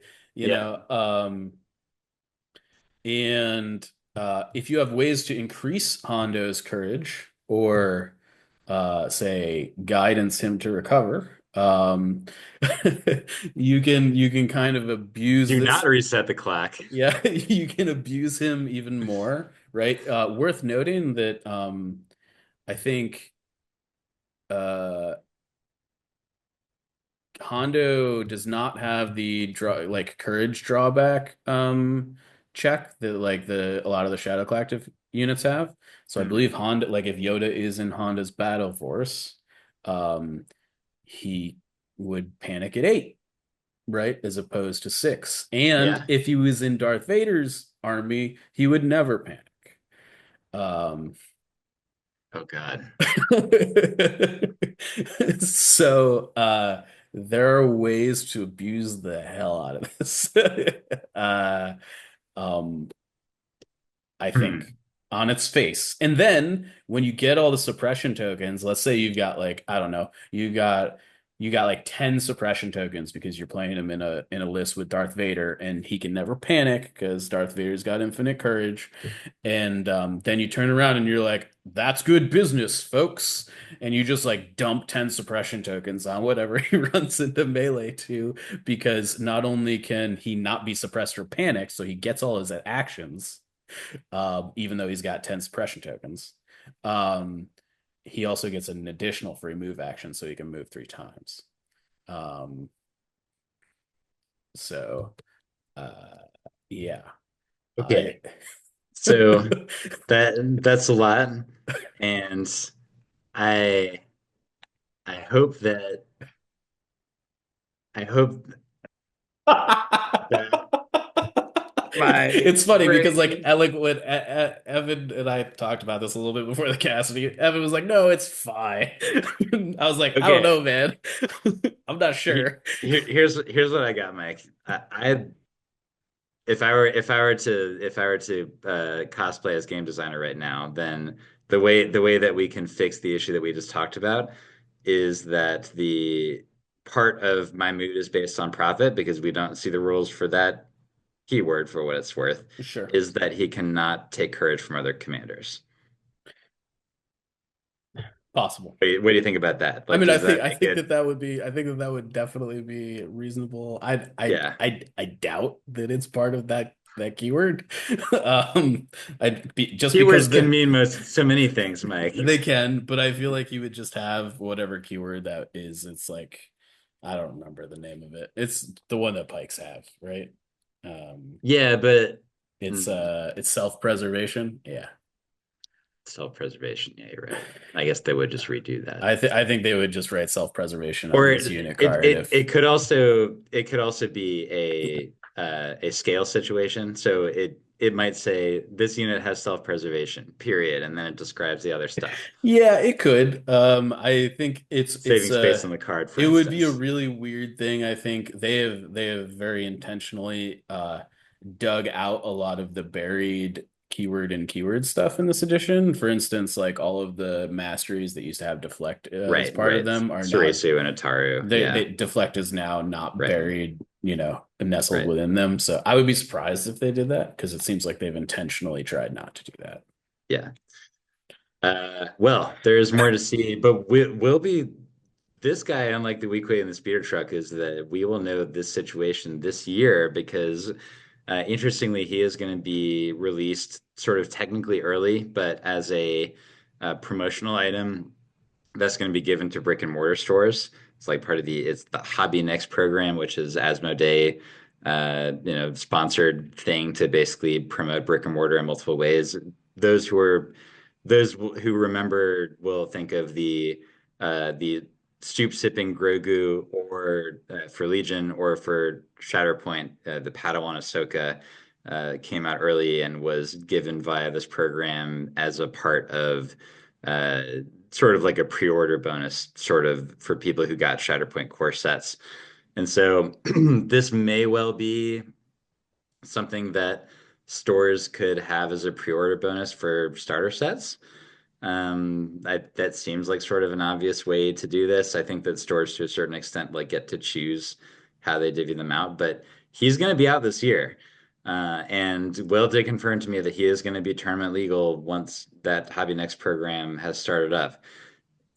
It's worth saying, Mike, that Will told me that before the Pirates are out, the Weequay Pirates, is that Hondo is maybe going to be a little bit more fun than good, in his opinion.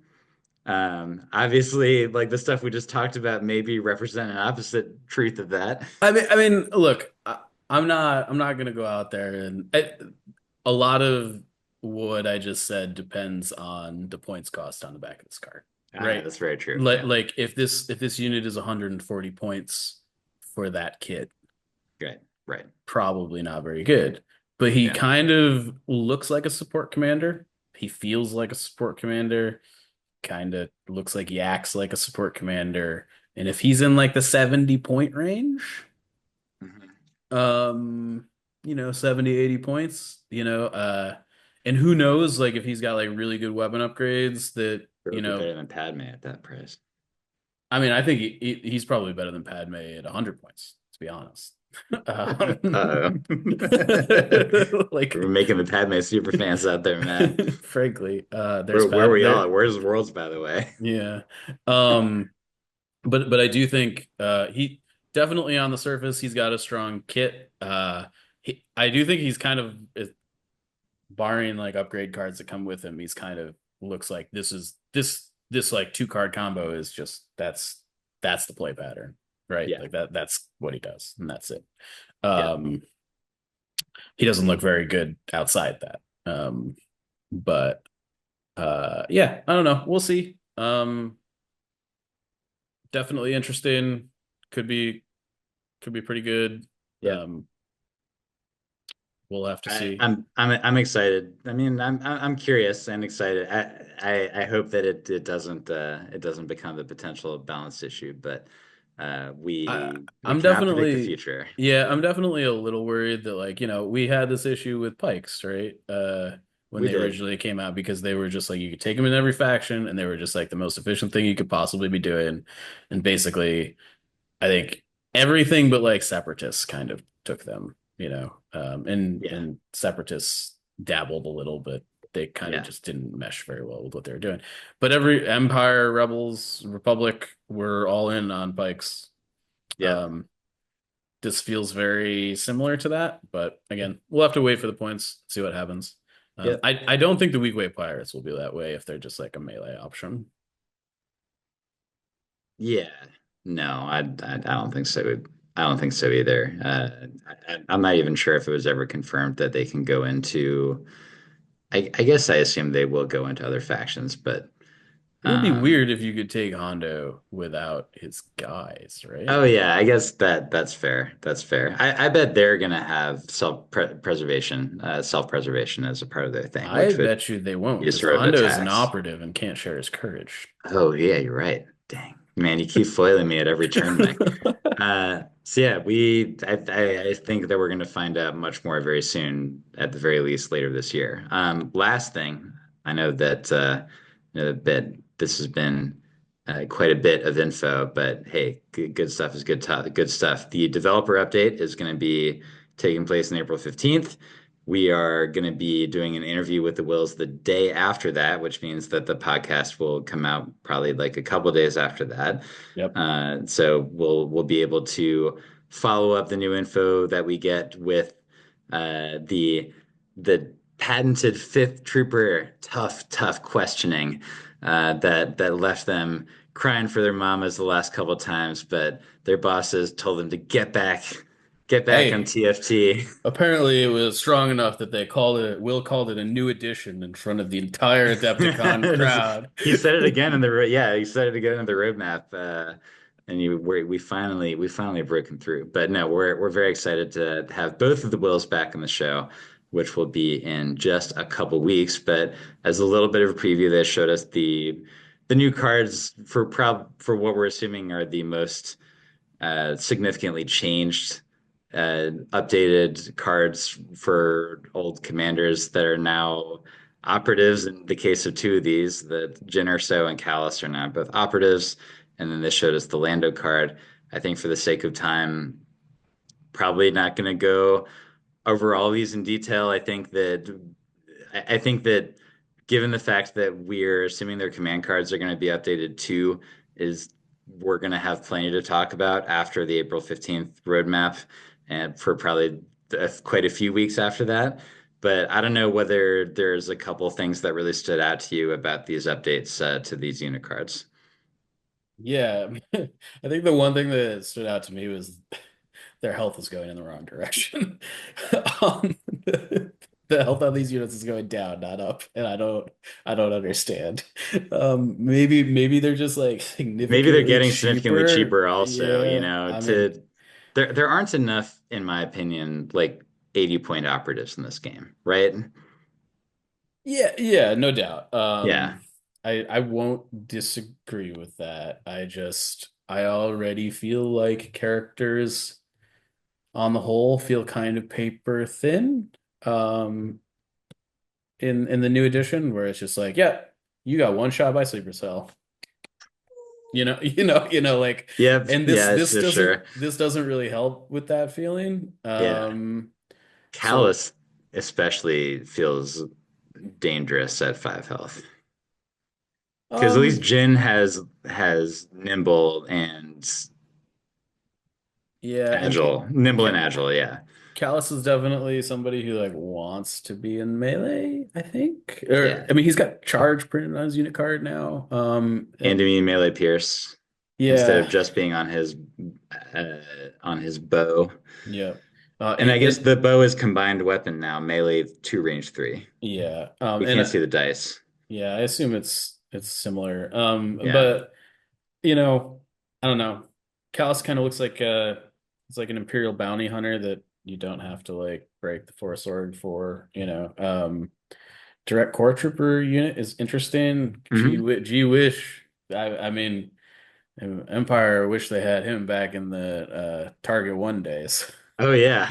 That would have been sick with the army of shore troopers. Yeah. No Who doubt. who are Sorry, the now old shore troopers. yeah, the good shore troopers. I Um, ain't seen one of them in quite a time, Mike. yes, I haven't either. They're not very good. Um, I've been wondering a lot lately if you should just ignore the prepared positions keyword on the prepared positions units and just deploy them normally. Uh, I Except the FD cannon, of course, because then you don't have a unit. yeah, I mean, I don't know. I don't know, man. Um, so. But I actually interesting stat Hmm. from Worlds actually, if I've still got it up here. Um there were three condition cards that were taken at an 85% or above hit rate in every army list. There were three condition cards that were at a like basically 8% or lower hit rate in every army list. What's funny is that I ran into a couple players with fortified positions, so I think I managed to There find were 10 copies in the them. top 64 of Yeah, fortified position. Only yeah. five copies of Garrison.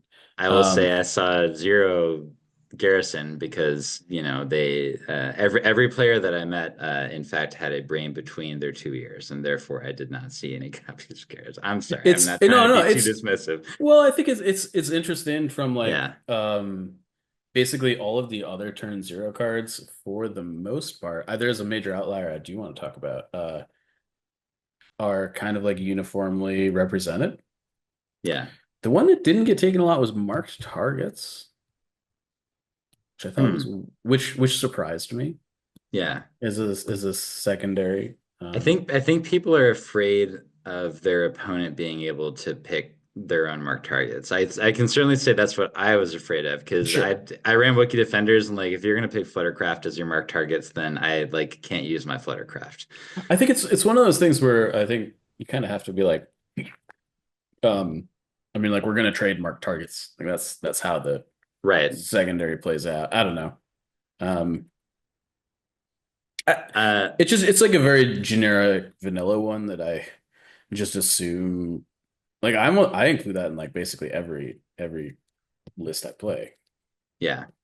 I don't know. Uh, I did when I played Republic lists Yeah.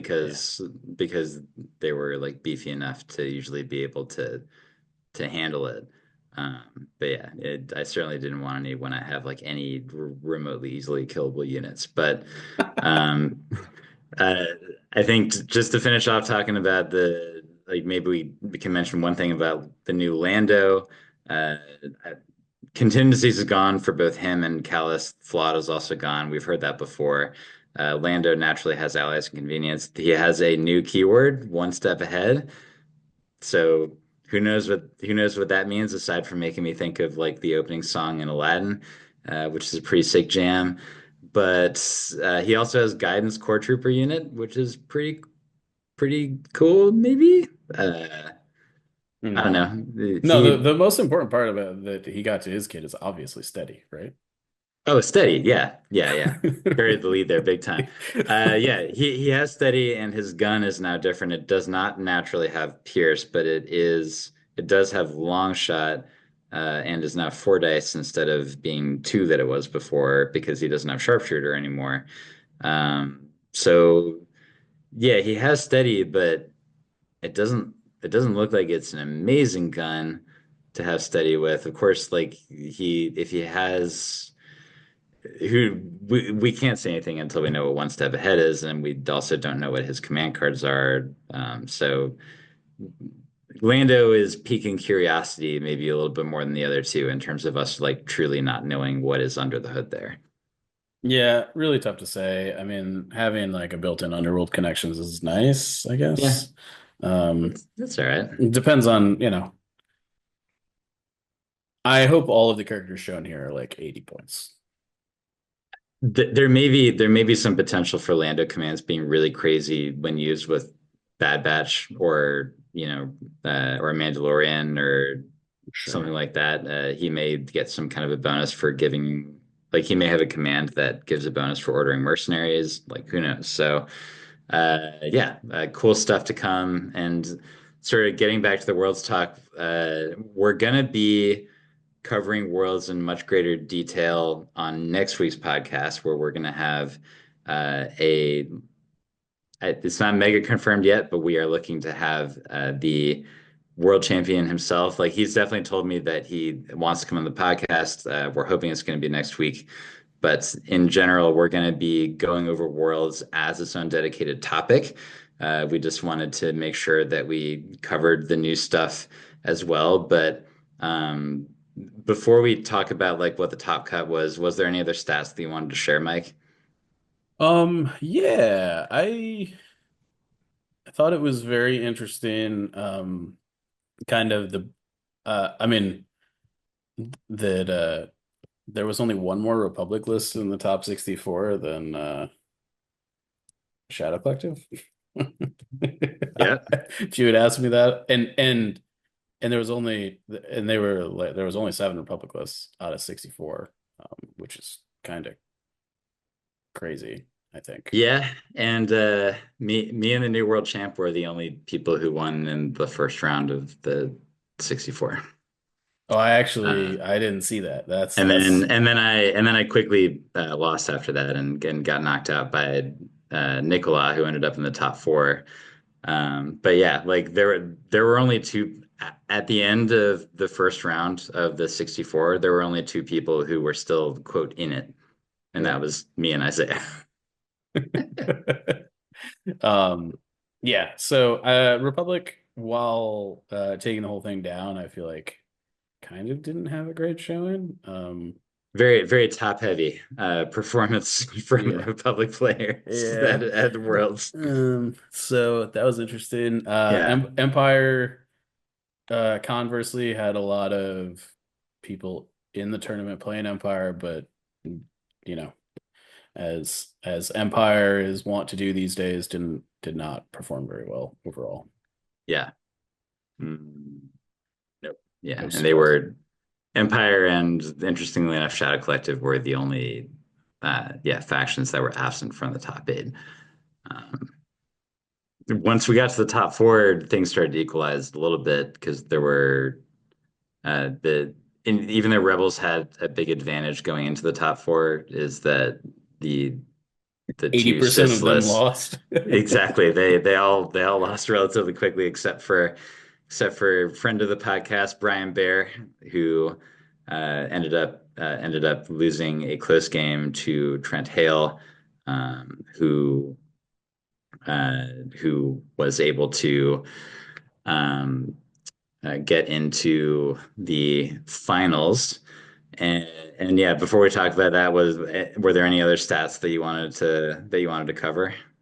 Let me open up the stats page again. I think overall, it just we already kind of talked about the battlefield cards and stuff. No,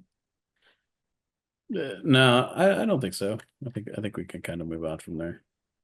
All right. Well, Mike, you want to tell us sort of in a quick version, because again, we're going to be going over it in more detail soon. What sort of lists were in the top four, or Yeah. sorry, the top eight, I should say, the big cut. Yeah, so the top eight was there were two separatist like Dooku Aqua lists.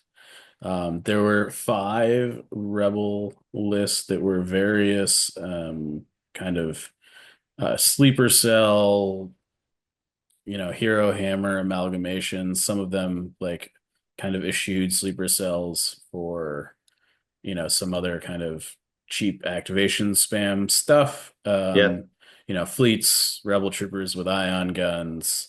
There was, I think, like a lone squad of Pathfinders walking around. But most of them had the rebel list had like three to four characters or like Bad Batch.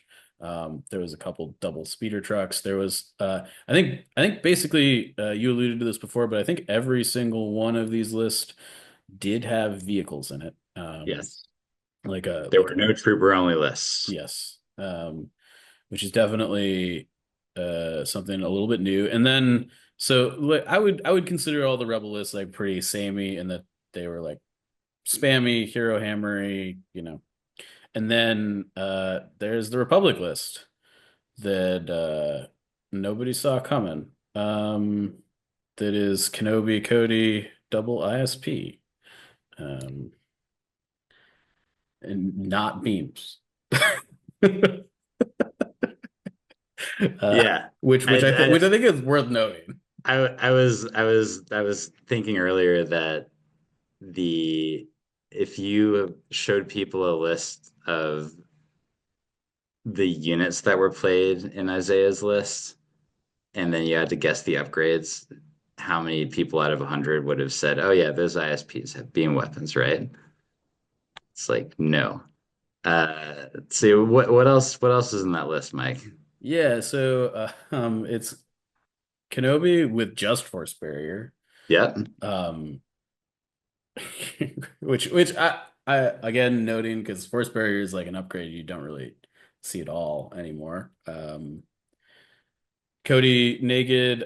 We've got three clone infantry with a shotgun, three Yep. naked ARC troopers, which I think is actually the thing that is maybe the most notable about this list.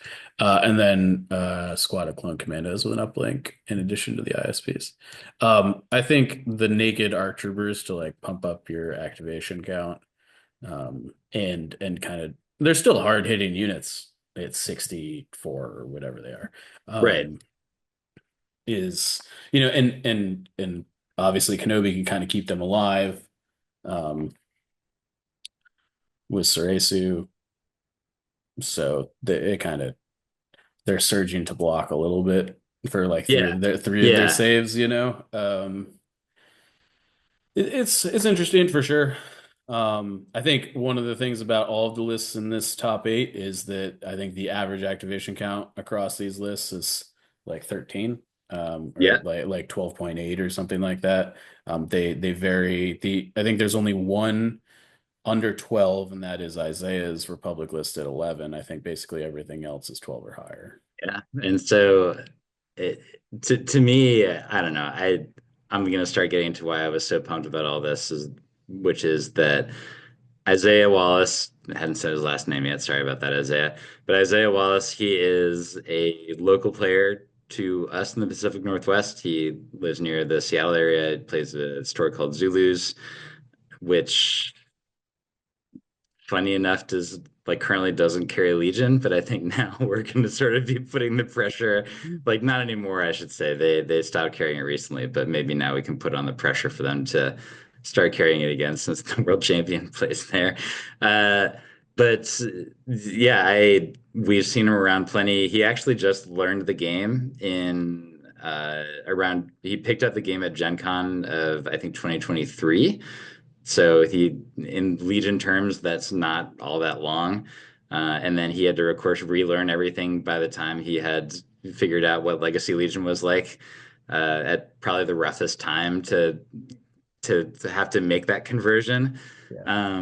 And he's been playing double ISP basically ever since the moment I was aware of his existence. I don't know exactly like how long ago he started, but certainly starting over a year ago. And he got a top four at the, I believe it was a top four at the most recent GT in the Seattle area, the Evergreen Open. He has won some local events. He did go to the LVO Invitational, where he took double Fluttercraft and very bravely. I've always told him that he is very brave and very cool for having done this. Is that he took Flutter Bombers times three to the LVO Invitational, and unfortunately, due to the existence of things like Sleeper Cell and Aqua Droids that just rip those things to shreds, and in the case of Octa Droids, gave you no bang for the buck in terms of dropping bombs on them, is that he smartly switched out of that. Um, and then he came into this tournament with this list. There is so much to get into that we're gonna get into most of it with him. The very fast facts are that part of the reason why he is such an expert with this list, a huge part of it is that uh, his his most common partner in playing the game is his partner in life, his wife Caitlin, who also actually made the top 64 day. Uh, in something that is truly I'm gonna say it's funny because it didn't end up harming both their ability to get in the top 64, but in the heat that they were in, heat one, they actually had to play each other in round two, which is just like truly awful. They were in the same play group, and so they got spared round one, but I think that they played each other in multiple tournaments, just because luck is luck. Yep. Uh, but that they practiced each other at home and they talked about it at home, and so his list has gone through multiple iterations. And very quickly, I'm going to say that uh, I myself am going to take just a tiny bit of credit for helping Isaiah mold that list, because I had spoken before about an Aqua Deca Dooku list that I had won a local with and that I was playing quite a bit locally. That one was a version with Magnus that I talked about before. I played against Isaiah with sort of the zero point 0.5 version of this list, where he actually put ARF troopers in there before we knew that they were going to be illegal. But I think that that experience alone scared him away from it, and regardless, but he had a couple other choices. Was a Republic ATRT that was decent, but not really pulling its weight in that list. And then the biggest change that he like the first change that he made from that list was that these ISPs, I was playing Aqua Droids, and there were a couple turns where his only option for the beam attacks was like Aquas and the couple of B1s that he could see hanging up behind him.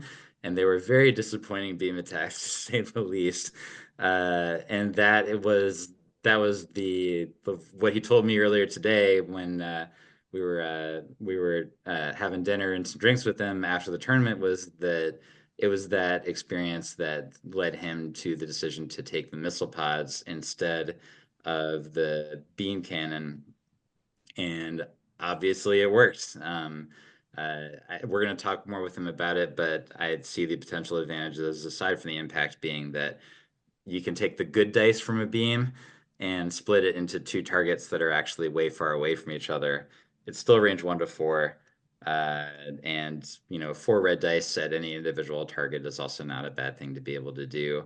The way he used them was unique. He had Cody in the list, but as soon as he deployed them, he would just like get far away and sort of have the ISPs be their own mobile unit on the edge of the battlefield, which means that they're at less risk of, for instance, enemy aqua droids being able to focus them down, because the aqua droids are going to be more likely to be in an area where they can shoot at Obi and Cody compared to like if ISPs are flying off into the sunset shooting from range 4, they're probably not going to get chased down by most other units. Um, he won at least one game, specifically against Andy Terrell, who's been on this podcast one time and has been on our site many times. He actually managed to beat Andy because Andy, by his own admission, didn't quite expect how fast those things are when they're double moving to get onto a point. So tons of good stuff. You can believe that, me and Izzy and everybody else in the Pac Northwest area is super stoked that he's the winner, and he's a very cool, very humble guy. He gave Trent a mini back after there was like a little bit of a gameplay issue when the judge had not demanded that he do that, just as an example of his sportsmanship in the final. So tons of good stuff. Really stoked, and we look forward to having Isaiah on the cast in the future. But I know it's been a big long one so that's all we're going to cover about Worlds for now, but we have plenty more to talk about. No time for Minis in Memoriam or that other Latin thing that I've already forgotten what it was. Because yeah, lots of other good stuff. Mike, do you have anything else to share before we land the plane? It's just gonna be this is gonna be a very packed couple weeks, I think. Yep, we got him, and then we got the Wills, and then we got to talk about the roadmap, the rules update stuff, Yeah, I a think lot of stuff. there's gonna be a lot of stuff to cover. Yeah, And I think our release schedule will probably be a little bit haywire because of scheduling and all that stuff. So yeah, bear with us. As we kind of do that, we'll be like a couple days late or a couple days early, yeah, depending on. I think we're recording on Wednesday instead of a Monday the week of the update. So yeah. you'll probably get a Friday instead of Wednesday. Um, but yeah, a lot to look forward to, and a lot to get excited about, and a lot of new broken things to break. Especially Hondo, Yeah. maybe. Uh, yeah, we'll see. We'll see. We'll see about Hondo. All I, right. he could make range 4 lists actually sing. Oh boy, great. Back to maybe we can get back to the glory days of EXD. Well, I mean, Empire's been hurting lately, right? But Yeah, like, that's fair. if um, you know, every Empire unit on turn 2 had an extra aim token on its range 4 gun or range 3 shot, like, Maybe Honda will make our ARF troopers worthwhile. I mean, they do lack aim tokens. That's one of their Yeah, exactly. problems, Yeah, yeah, I could totally see like clone mass marksman ARF trooper backed up by Hondo being like a yeah. like a like a, a thing. It is a thing you could do. So many possibilities. And we will try to cover them all. But yeah, for now, let's land the plane, Mike. How do we do that? Yeah, so this has been the Notorious Scoundrels, season 4, episode 9. I'm Mike. I'm Evan. Stay fresh cheese bags.